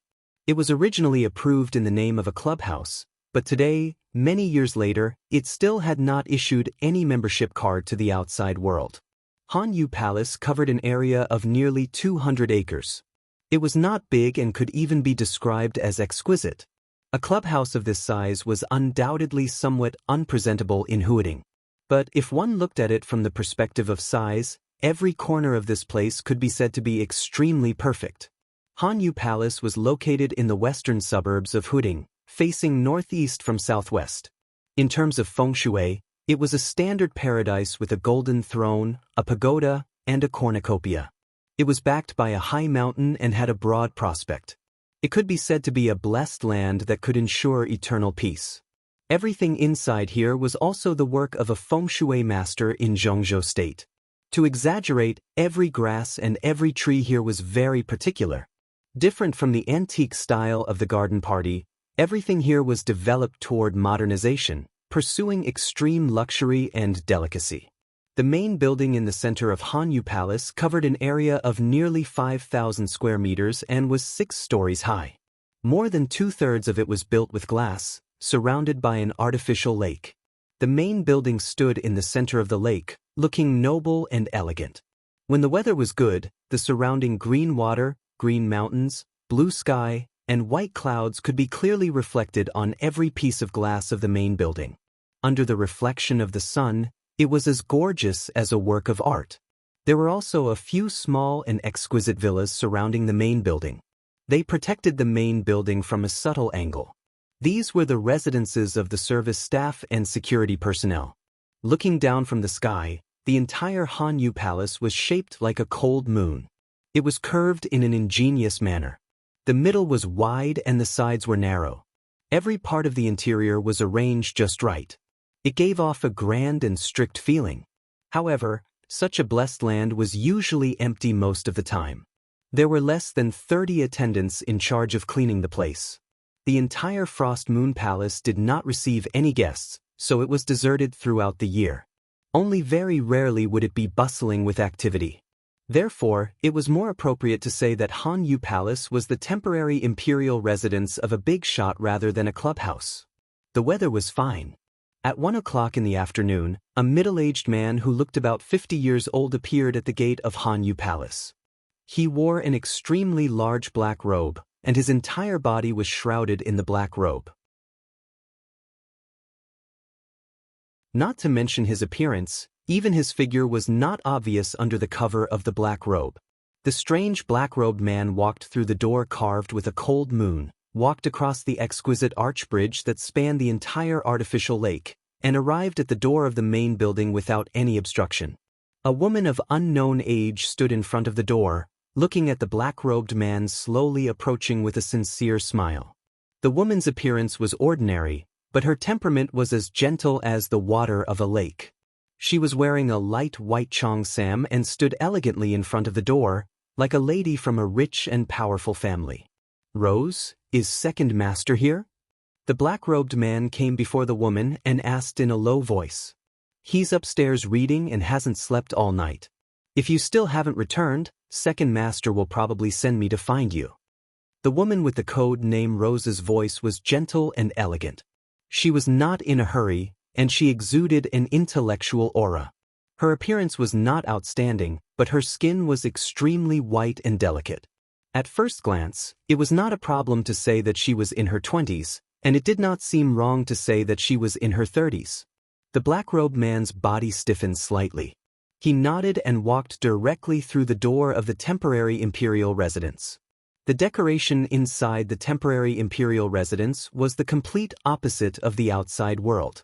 It was filled with an ancient style, but it was not purely ancient. It was a bit like the style of the Republic of China from hundreds of years ago. It was dignified and grand, and it looked like it had a lot of history. The black-robed man silently walked up the redwood steps in the hall to the 3rd floor and stood in front of a door. "Is it Black Robe? Come in." A low and gentle voice rang out from the room. It was clear even through the extremely soundproof room. The black-robed man pushed the door open and entered. Behind the door was a large room of nearly 150 square meters. A crimson carpet covered every corner of the room, and the ceiling was painted with gold as decoration, spreading wantonly and carelessly over the entire ceiling. The 4 walls were all made of glass, and a huge red sandalwood bookcase took up almost all the space on one wall. The bookcase that exuded the fragrance of sandalwood was filled with books and all kinds of antiques. 2 leather sofas were placed randomly in front of the window on the other side, and in the middle was a chessboard. The room was completely dark. The floor-to-ceiling window had excellent lighting, but it was now tightly blocked by the curtains. Visibility in the entire room was extremely low. The black-robed man followed the weak light to the sofa and sat down. He continued to remain silent. The mission failed? In the darkness, the gentle and deep voice continued to ring out. In the extremely poor light, his voice seemed to come from all directions, and it was impossible to determine his exact location. "Yes." The black-robed man finally spoke, and his voice was dry. "I'm sorry, second master." "Don't blame yourself. I've been mentally prepared."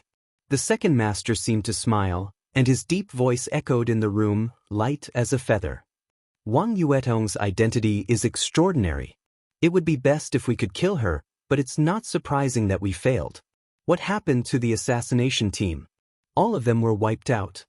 The black-robed man's facial muscles visibly twitched, and his voice was hoarse. In an environment where the black-robed man could not see, the second master muttered to himself. After a long while, he said slowly, "That's good. Then there won't be any clues left." He was silent again for a while, and suddenly asked, "Who was the bodyguard of Wang Yuetong?" "It was the enchantress." The black-robed man's voice was cold and gloomy. But the enchantress did not show up.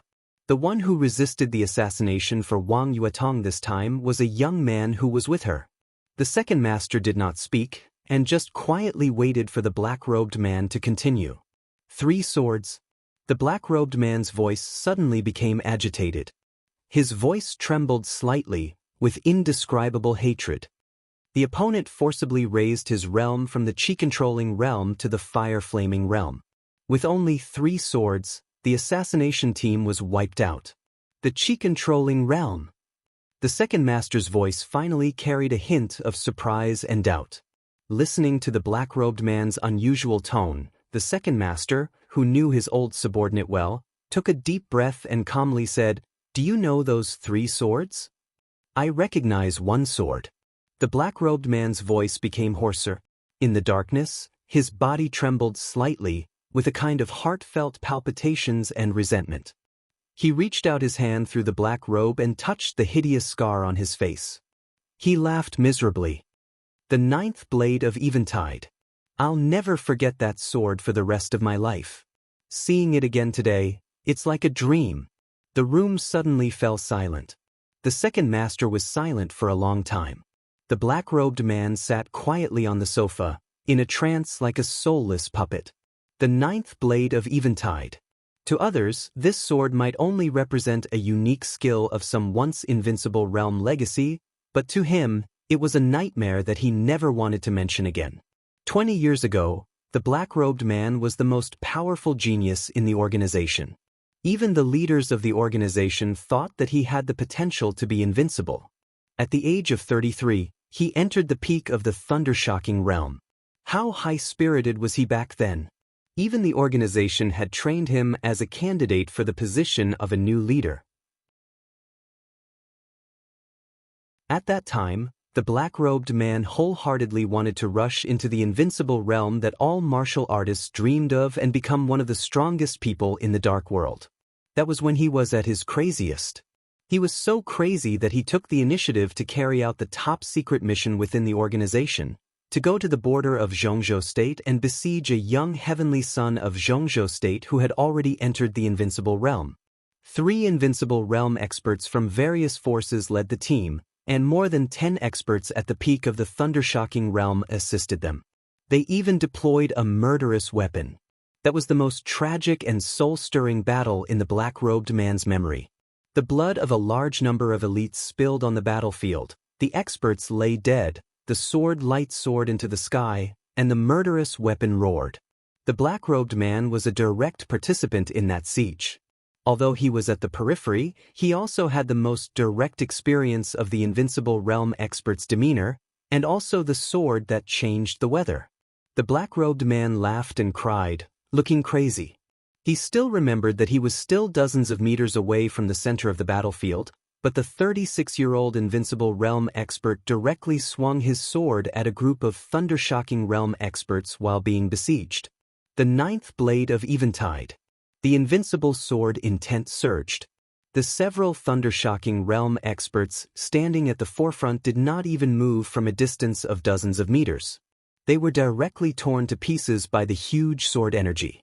The black-robed man himself could not have been spared, but when he was about to despair, a woman who had been by his side since his debut took the sword for him.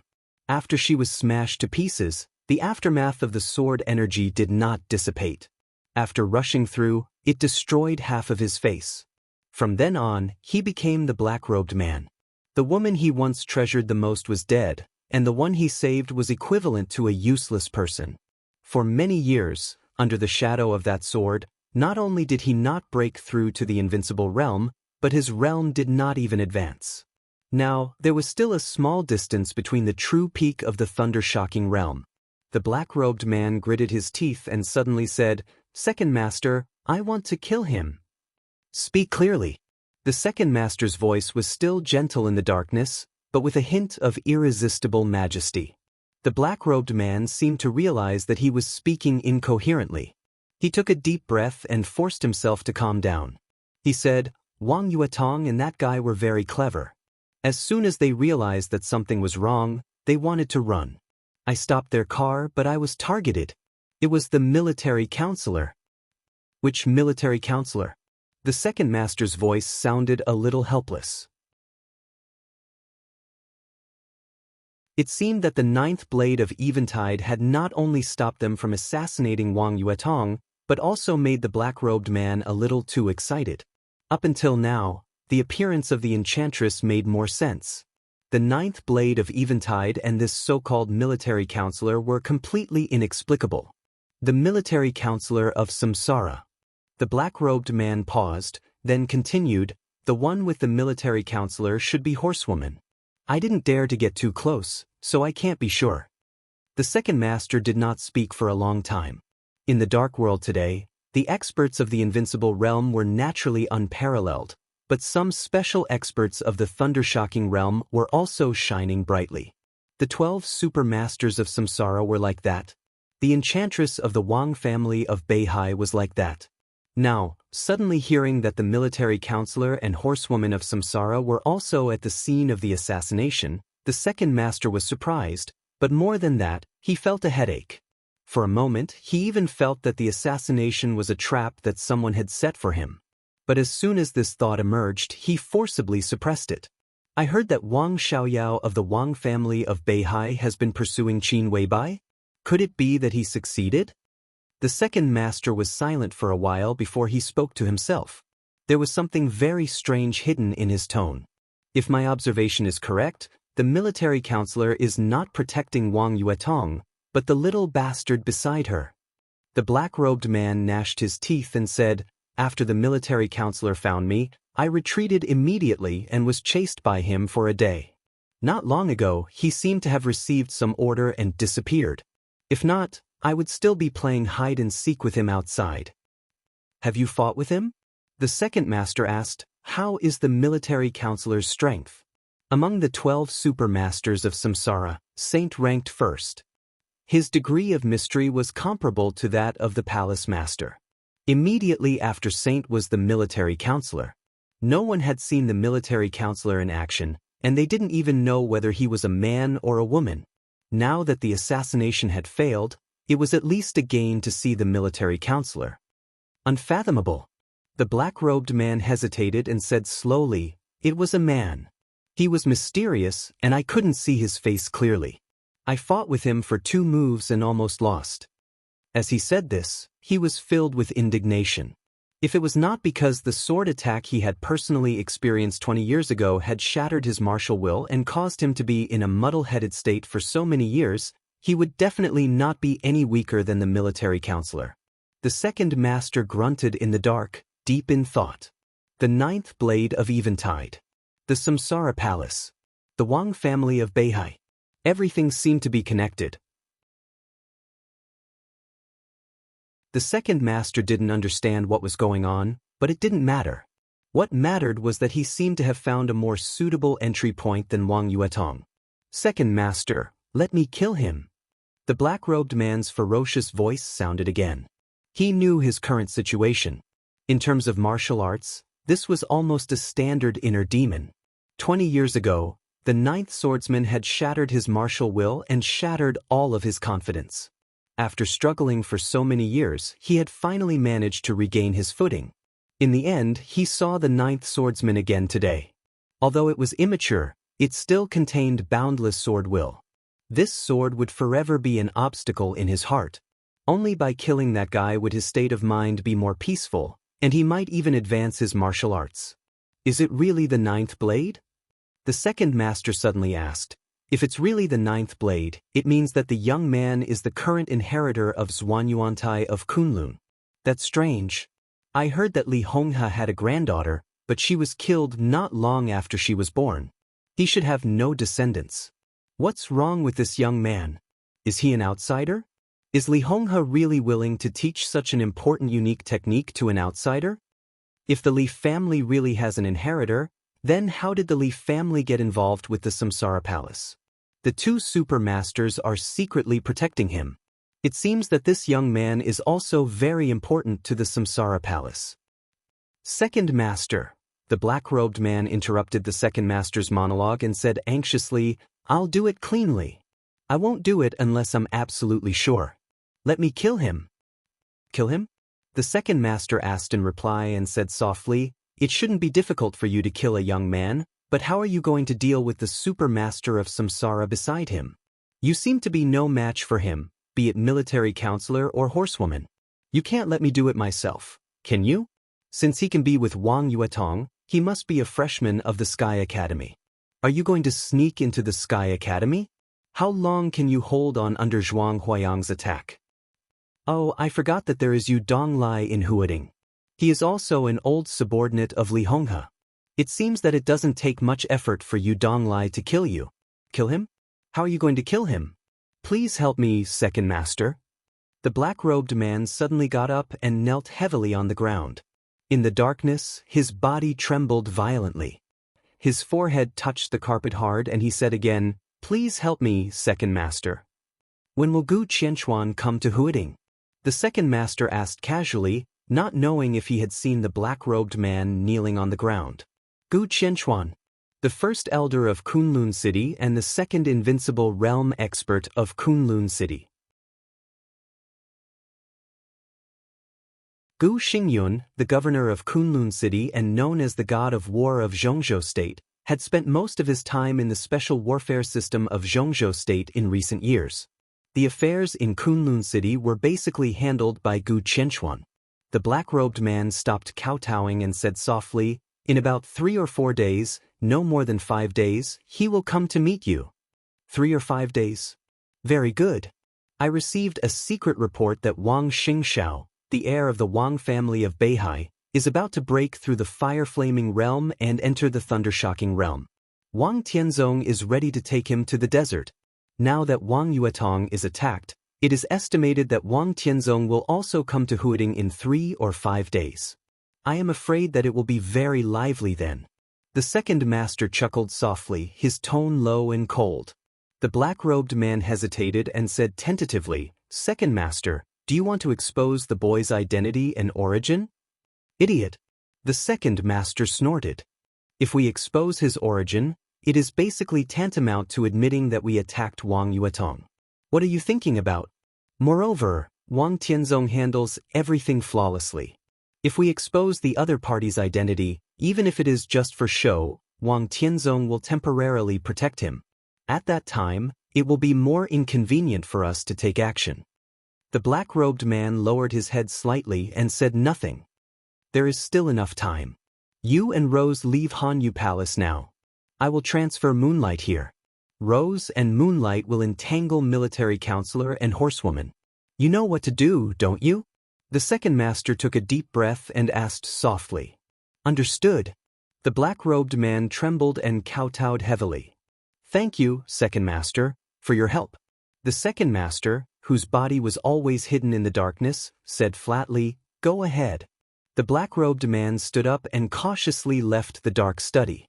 In the dark study, the second master sat in his seat and thought silently. Gu Qianchuan, Wang Tianzong, and a descendant of the Li family who was highly valued by the Samsara Palace. The Li family, Kunlun City, and the Wang family had complicated grievances. If this key figure was killed, what should the 4 or even more forces do? The second master chuckled, lit a cigarette, and said softly, "The more chaotic, the better." The cigarette but flickered. In the faint light, there was an elegant and cold middle-aged face. He leaned against the leather sofa behind him and muttered to himself, "The dark world without the Li family is really lonely."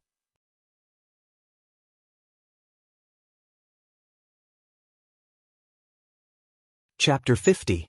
According to Li Tianlan's original guess, after leaving the Sky Academy, Li Beidian and Ning Qianxing would either enjoy themselves in some high-class clubhouse similar to the garden party, or have fun in another similar venue. Both of them undoubtedly had the capital, be it in status or financial resources, especially Li Beidian. As one of the 4 great sword masters of Mount Shu, although he was young, his seniority was not low at all. With such a status, he could do whatever he wanted on most occasions. There was no special treatment in the Sky Academy. But outside the Sky Academy, Li Beidian could get whatever he wanted. He could travel in a luxury car and live a luxurious life.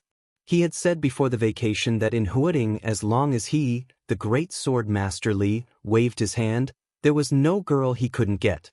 Li Tianlan believed this, and it was precisely because of this that he felt that after leaving the Sky Academy, the days of the two would be quite colorful. But the reality was completely different from Li Tianlan's imagination.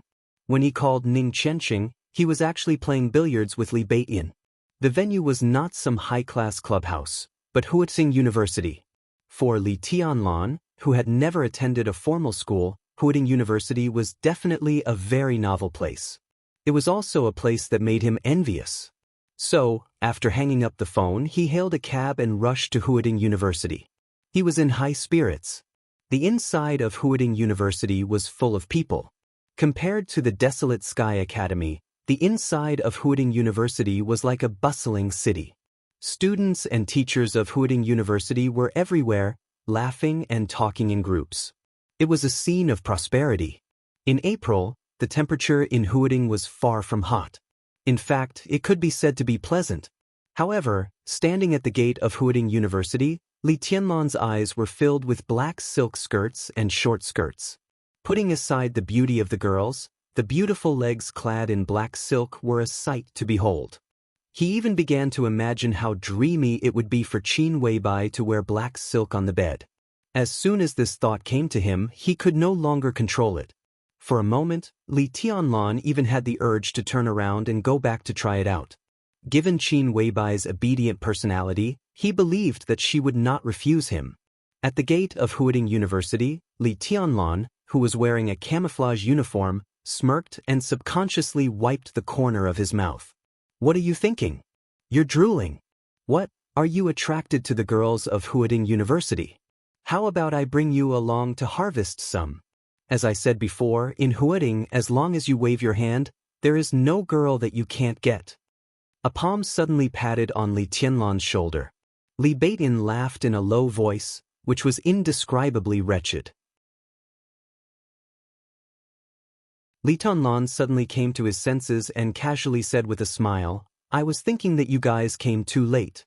It's been 10 minutes since the agreed time." "You're drooling over this?" Li Baitin and Ning Qianqing came to Li Tianlan with strange looks in their eyes. "I didn't drool, but I did swallow." Ning Qianqing added another blow without batting an eyelid. Cough. Li Tianlan coughed and stiffly changed the topic. "Why you here? Experience college life?" At the mention of this, Li Baitin suddenly became excited.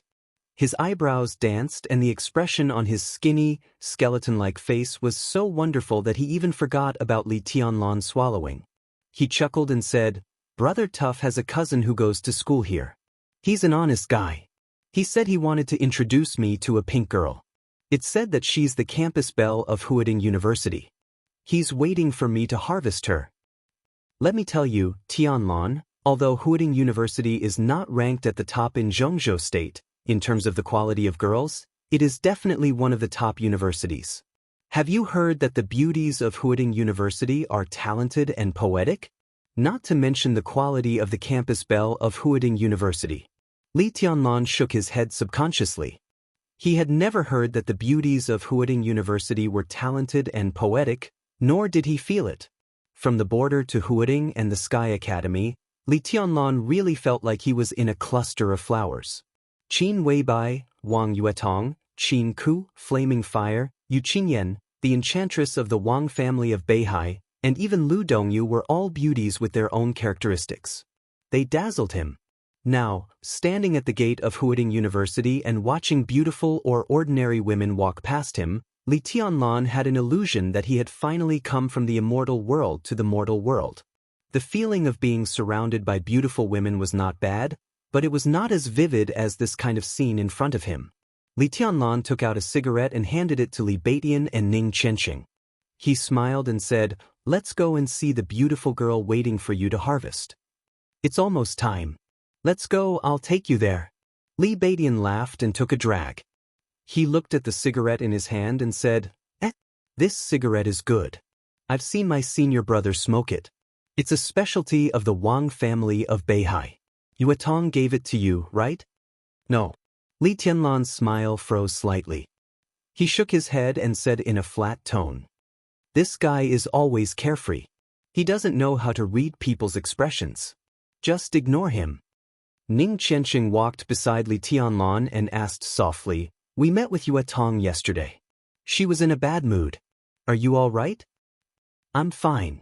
Li Tianlan was silent for a while and said softly, "We're even now. We don't owe each other anything." We don't owe each other anything? Li Beitin also turned around and frowned. What does that mean? In his and Ning Qianqing's private speculation, Li Tianlan, who had the wind and thunder veins, should be one of the people the Wang family of Beihai was trying to win over. Perhaps Li Tianlan, whose realm was low now, was not important enough for the Wang family of Beihai to use their little princess to win him over. But if Wang Yuetong was interested, it would be a different story. If Wang Yuetong was really with Li Tianlan, who had the wind and thunder veins and could enter the invincible realm as long as she grew up, no one could say that she was wronged. But now Li Tianlan said that they didn't owe each other anything. What happened when they were alone yesterday? Nothing. Li Tianlan said slowly, I've paid back what I owed her. It's better to owe less to the Wang family of Beihai. It's best that we don't have much to do in the future. Ning Qianqing and Li Beitin looked at each other. No wonder Wang Yuetong looked a little strange yesterday. It seemed that the two had a falling out. It was totally inexplicable. Are you serious? Li Beitin looked at Li Tianlan and asked, Wang Yuetong will be with us later. How will you face her then? Have you thought about it? Li Tianlan didn't say anything and walked forward silently. In fact, if you think about it carefully, it's not necessarily a bad thing to be with Wang Yuetong. The Wang family of Beihai is a big tree. It has stood in Zhongzhou state for hundreds of years and has never fallen out of the ranks of the top wealthy families. If you can be with Wang Yuetong, the resources of the Wang family of Beihai will definitely be inclined to you.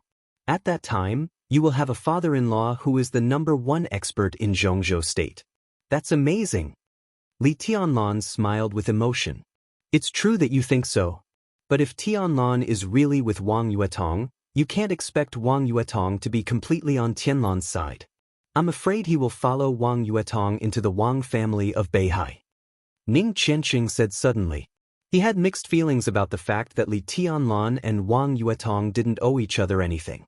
Of course, he felt regretful but also relieved. The Wang family of Beihai was a behemoth.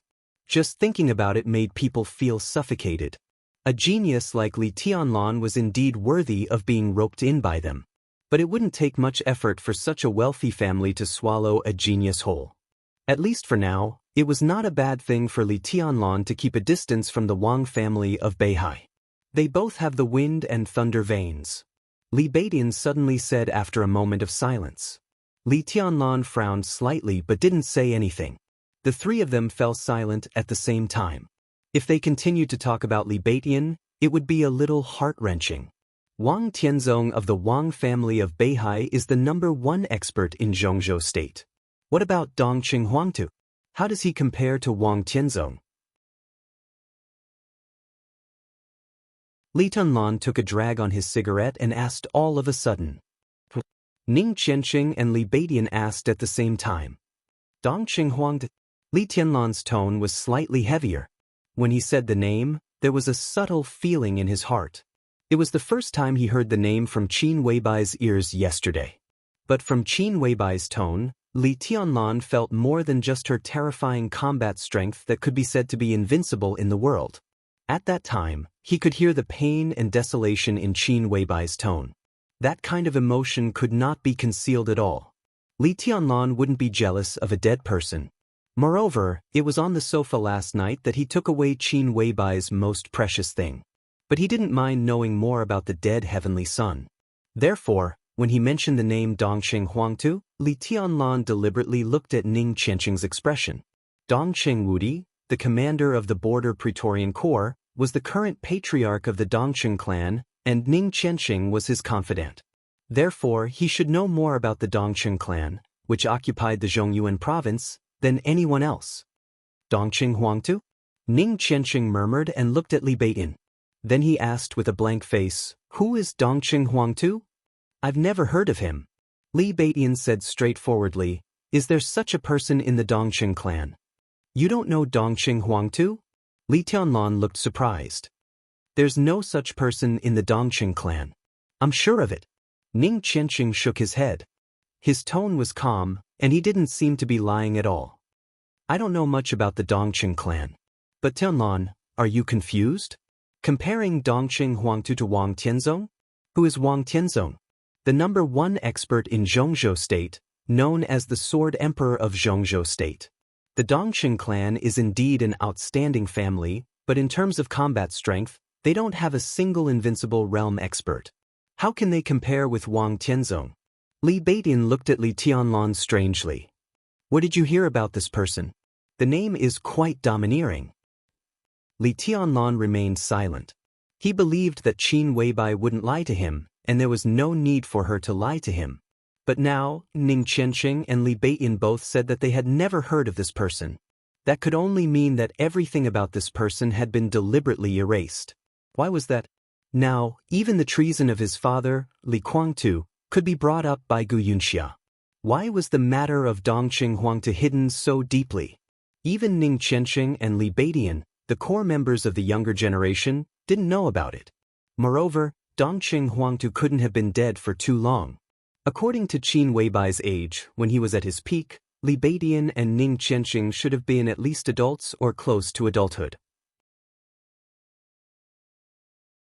With their status, how could they not know anything about Dongqing Huangtu? I heard someone mention it casually. I don't know much about it, Li Tianlan said with a smile. He wanted to show them Dongqing Huangtu's battle record, but everything about this person seemed to have become a taboo in Zhongzhou State. In that case, it was better not to say it.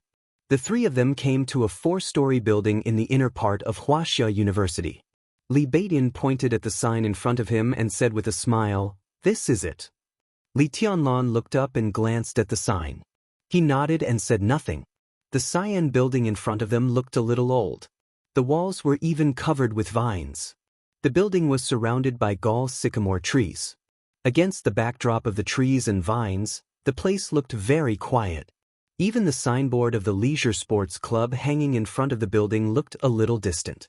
The interior of the building was a different world. The 4 floors of the building were well organized. Basketball, table tennis, and badminton were all on the first floor. The second floor was a small but exquisite bowling court. The third floor was for billiards, which was also the most popular place in the club. The fourth floor was for regular fitness equipment and yoga rooms.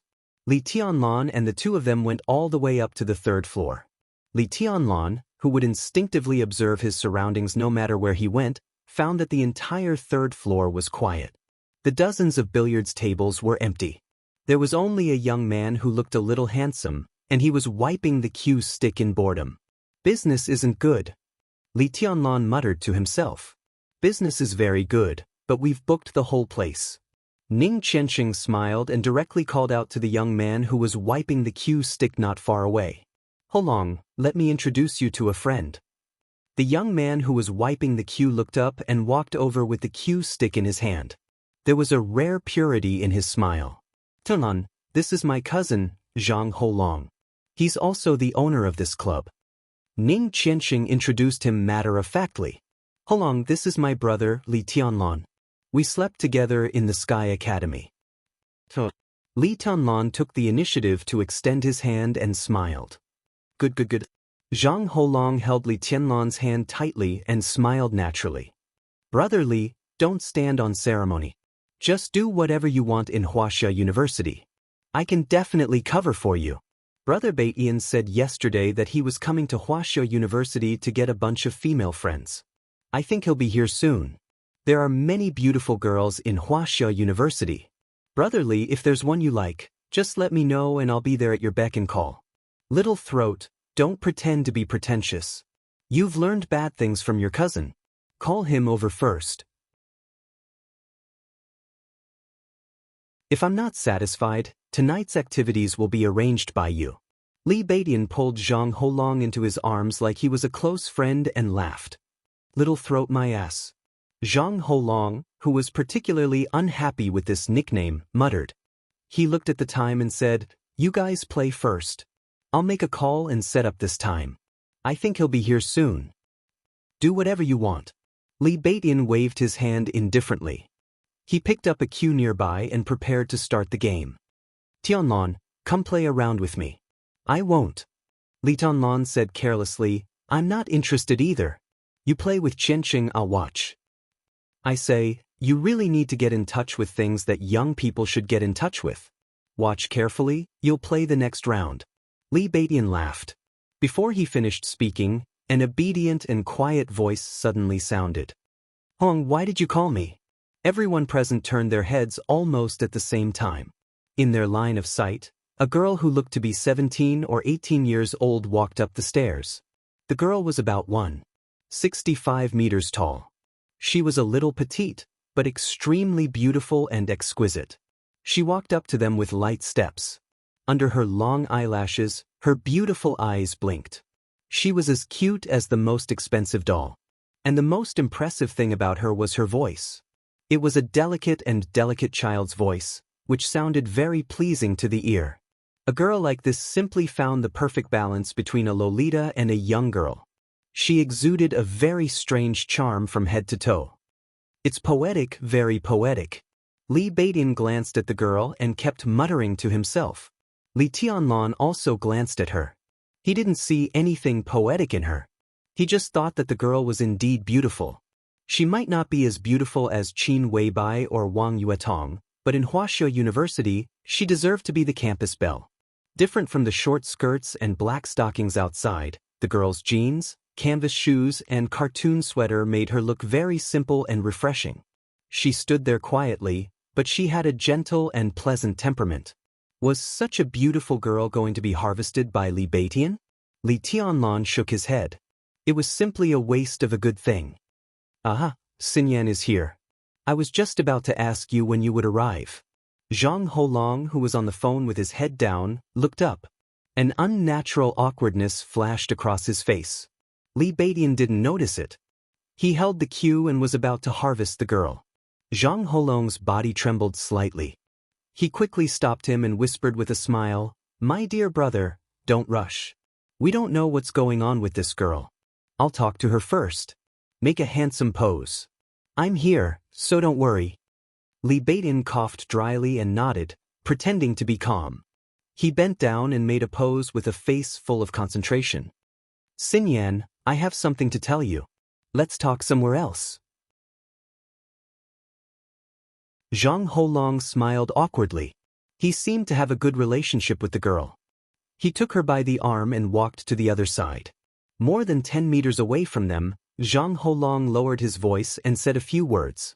The girl named Xinyan turned her head and glanced at Li Beidian. She raised her eyebrows slightly.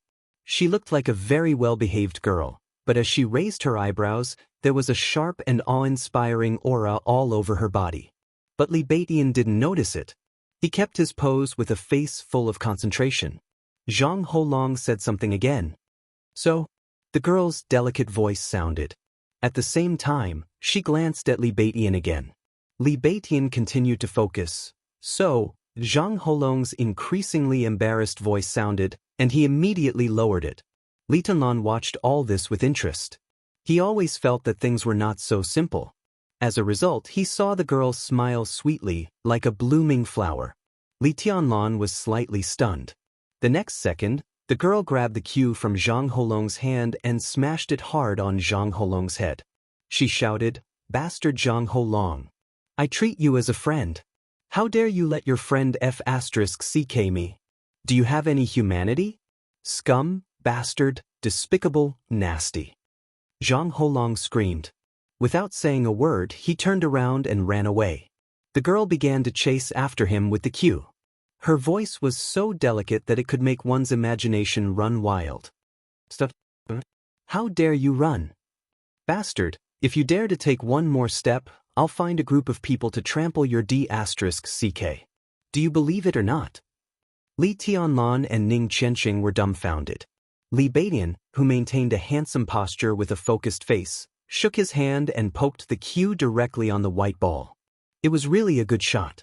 The white ball directly bounced off the table and flew out of the table.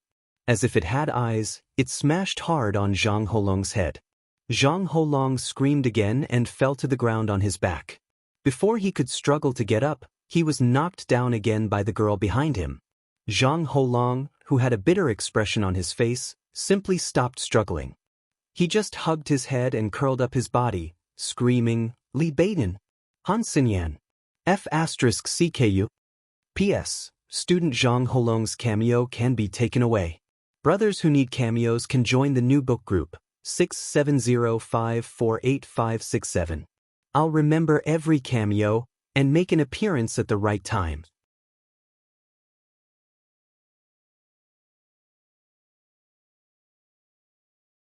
Chapter 51. The change of style was too fast. No one expected that the girl who looked quiet and well-behaved could be so wild and unrestrained in an instant.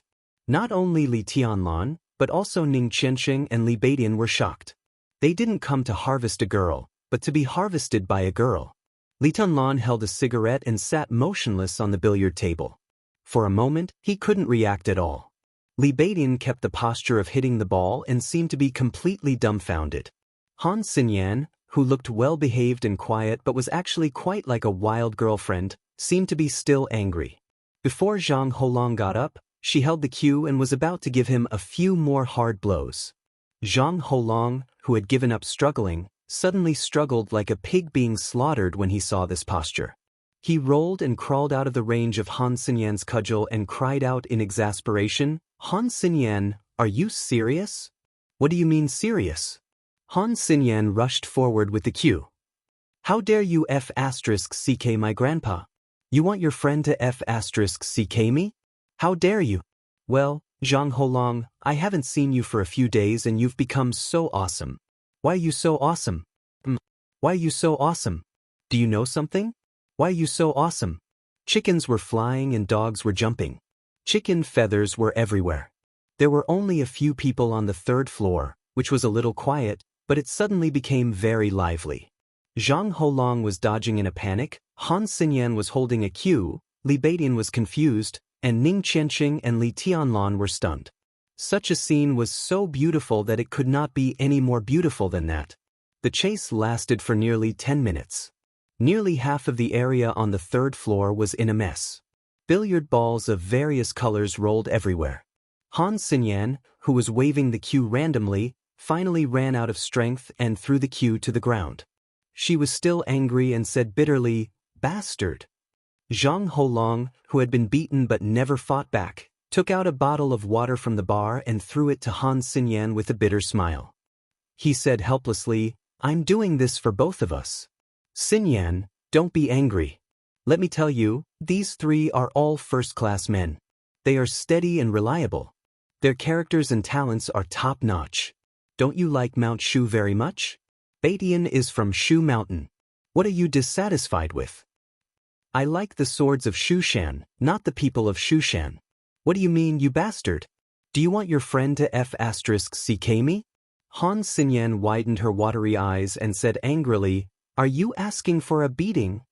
This is for your own good." Zhang Holong felt a headache coming on. "Look, Xinyan, as long as you find a boyfriend, my mom won't have to stare at you all the time and want you to be her daughter-in-law. Moreover, the person I found for you is absolutely reliable, absolutely reliable. Yo, you're pretty smart. How did you come up with such a good idea? I didn't realize it before. Do you have any good ideas? Tell me about it." As Han Xinyan spoke, she took out another cue and smiled sweetly. "Look for him." At this critical moment, Zhang Holong really did not care about loyalty at all. He directly pointed at Li Beidian and said, "This is my cousin's brother and also my elder brother, Li Beidian, the great void sword master of Mount Shu. He said he was here to get a girl." To get a girlfriend, and the best one. I had no choice but to find you. It just so happens that you also like Mount Shu." Li Beidian shivered all over. Before he could scold Zhang Holong for being immoral, Han Xinyan had rushed over with the cue in her hand. "You want to get a girl, right? Great void sword master, right? Come on, I'm right here. You can get a girl." Li Baitian's reaction was exactly the same as Zhang Holong's. He covered his head and fled like a rat, howling, "That guy didn't say it was you. I was tricked. Damn, little throat dares to trick me." "Wait and see." Li Tianlan subconsciously lit another cigarette. Looking at the farce in front of him, he said helplessly, "Beidian knows her? I haven't seen her, but I should have heard of her." Ning Qianxing smiled and sat down beside Li Tianlan. He watched the scene in front of him with relish. He raised his chin and nodded at Han Xinyan, whispering, "Her father is Han Donglu." "Who is Han Donglu?" Li Tianlan looked curious. He knew Zhang Holong, but he had never heard of Han Donglu and Han Xinyan. Most of the information Qin Weibai showed him yesterday was about the people inside the Sky Academy. Very few people were involved in the outside world. Zhang Holong, or the Zhang family, was highlighted by Qin Weibai because of his relationship with Ning Qianqing. The Zhang family of Huading. Nowadays, Huading was full of undercurrents and wealthy families, but the Zhang family was definitely one of the most powerful wealthy families in Huading and an important part of the Southeast Group. 5 years ago, the Southeast Group headed by the Wang family of Beihai suffered a major setback. Huading, which they had always regarded as their back garden, was lost and occupied by the Prince Group. The symbolic event was the early retirement of the Zhang family. The early retirement of the old man meant that the Southeast Group had directly lost the absolute initiative in Huading. Although the old man of the Zhang family had retired, his influence in Huading had not been eliminated. His descendants had also advanced further in their official careers because of the old man's retirement, and even had a huge room for improvement. Zhang Holong was the heir of the Zhang family in Huading. His father was a senior political official, and his mother was Ning Qianqing's aunt, Ning Xini, the vice president of Huading University, the dean of the business school, and a famous economist in Zhongzhou State. When Li Tianlan heard about the Zhang family yesterday, he didn't feel anything. But he didn't expect to meet the heir of the Zhang family only one day later. While sighing about fate, he listened to the conversation between Zhang Holong and Han Xinyan. The Zhang family seemed to want to matchmake Han Xinyan and Zhang Holong, but neither of them seemed to feel anything. That was why today's farce happened. Han Xinyan. Han Donglu. Li Tianlan thought about it carefully and confirmed that the names of these two people were not on yesterday's information. But from Ning Qianqing's tone and Han Xinyan's attitude, he knew that the Han family was probably not weaker than the Zhang family. Ning Qianqing glanced at Li Tianlan and said in a strange tone, "You should have heard of the Flourishing Age Fund, right? Han Donglu is the founder of the Flourishing Age Fund." "I haven't heard of it. Tell me in detail." Li Tianlan took a drag and said with a smile. The real wealthy families in Huading were still far away from him, but it seemed good to have a taste of them in advance. "I don't know much either." Ning Qianqing shook his head. Han Donglu can be said to be the biggest financial tycoon in Zhongzhou State. He has set off several international financial storms. The liquidity he controls is extremely terrifying. Conservatively speaking, Han Donglu can at least directly or indirectly influence the flow of trillions of funds. He is a real financial tycoon. The financial crisis of several countries in Southeast Asia a few years ago seemed to be led by the Flourishing Age Fund. Not only in Huading but also in the entire Zhongzhou State, Han Donglu has a strong influence. Indeed. Li Tianlan laughed softly. The cruelty of the currency war is even more painful than the real war. However, although Han Donglu is internationally notorious, he is a famous philanthropist in Zhongzhou State. He is kind and generous, and has close contacts with the important figures of the 6 groups in Zhongzhou State. But he doesn't take a clear side. He is considered a neutral wealthy family. Based on this alone, Han Donglu is unfathomable. Ning Qianqing's tone was filled with sincere admiration. It was not difficult to be neutral among the 6 groups in Zhongzhou State. It was also not difficult to be a wealthy family. But to be a neutral wealthy family was as difficult as ascending to heaven. The fact that Han Donglu could make it to this point without taking a clear side showed how terrifying the network of relationships under his financial empire was. Li Tianlan did not speak. He smoked thoughtfully. The unique sound of high-heeled shoes stepping on the steps rang from below and went up. Wang Yuedong's figure walked up to the 3rd floor and stopped at the stairway. The space on the 3rd floor was still lively. Han Xinyan seemed to have recovered her strength. She chased after Li Beiyin with a cue. Zhang Holong also seemed to be involved and fled like a rat with Li Beiyin. But Wang Yuetong turned a blind eye to everything in front of her. She just looked at Li Tianlan, who was sitting on the table and smoking, with a resentful and aggrieved look in her eyes. Yuetong, here you are. Ning Qianqing took the initiative to greet her. There was a trace of undisguised amazement in his eyes. Today, the little princess of the Wang family of Beihai seemed to have put on light makeup. Her originally beautiful little face looked even more attractive. She wore high-heeled shoes, black tights that could show off her figure, a white shirt, and long hair loose. She looked simple and elegant. She stood in front of the stairs and did not move. She just looked at Li Tianlan in silence, her eyes deep. This scene was really a little delicate and touching. Li Tianlan sighed softly. Ning Qianqing might not feel anything about Wang Yuetong's outfit, but how could he not? This outfit was almost a copy of Qin Weibai's yesterday. Wang Yuetong might not have Qin Weibai's calmness and magnanimity in her coldness, but her slightly mature and simple dress also added a little bit of youthful charm to her whole person. She was naturally beautiful, but he could not figure out why Wang Yuetong deliberately competed with Qin Weibai. Thinking of Yu Donglai's words, he suddenly had a headache. Did I really overreach myself? He really did not mean to play hard to get. In this situation, Li Tianlan, a virgin who had just lost his virginity last night, really had no way to deal with it. I'll go and mediate. Ning Qianqing was not stupid. He naturally felt the subtle atmosphere between Li Tianlan and Wang Yuetong. He coughed, turned around, and directly slipped away. Li Tianlan sat quietly where he was and smoked, without saying a word. Wang Yuetong looked at him for a while and bit her lip. But she still walked up to him and said softly, "Senior brother." Li Tianlan glanced at her and nodded, but did not know what to say. The relationship between the two seemed to be a little awkward. How's your injury?" Wang Yuetong said softly, "I brought a few kinds of medicine and some medicinal materials. They are in the car. I'll give them to you later." "No need." Li Tianlan shook his head and looked at Wang Yuetong. He deliberately said in a more polite tone, "My injury has healed, thank you." Wang Yuetong wrinkled her nose, and her eyes became more and more resentful. Her voice trembled slightly, as if she was trying hard to suppress her inner emotions. She said in a trembling voice, "I don't like you to say thank you." "Thank you." Li Tianlan was silent for a long time, but still said softly. Wang Yuetong did not speak anymore. She just looked at Li Tianlan with stubborn eyes. Li Tianlan took a big drag on the cigarette, and then lit another one after he finished it.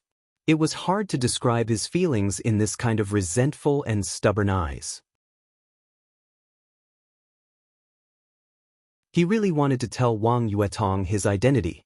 He really wanted to tell her that it was the best result, that they owed each other nothing.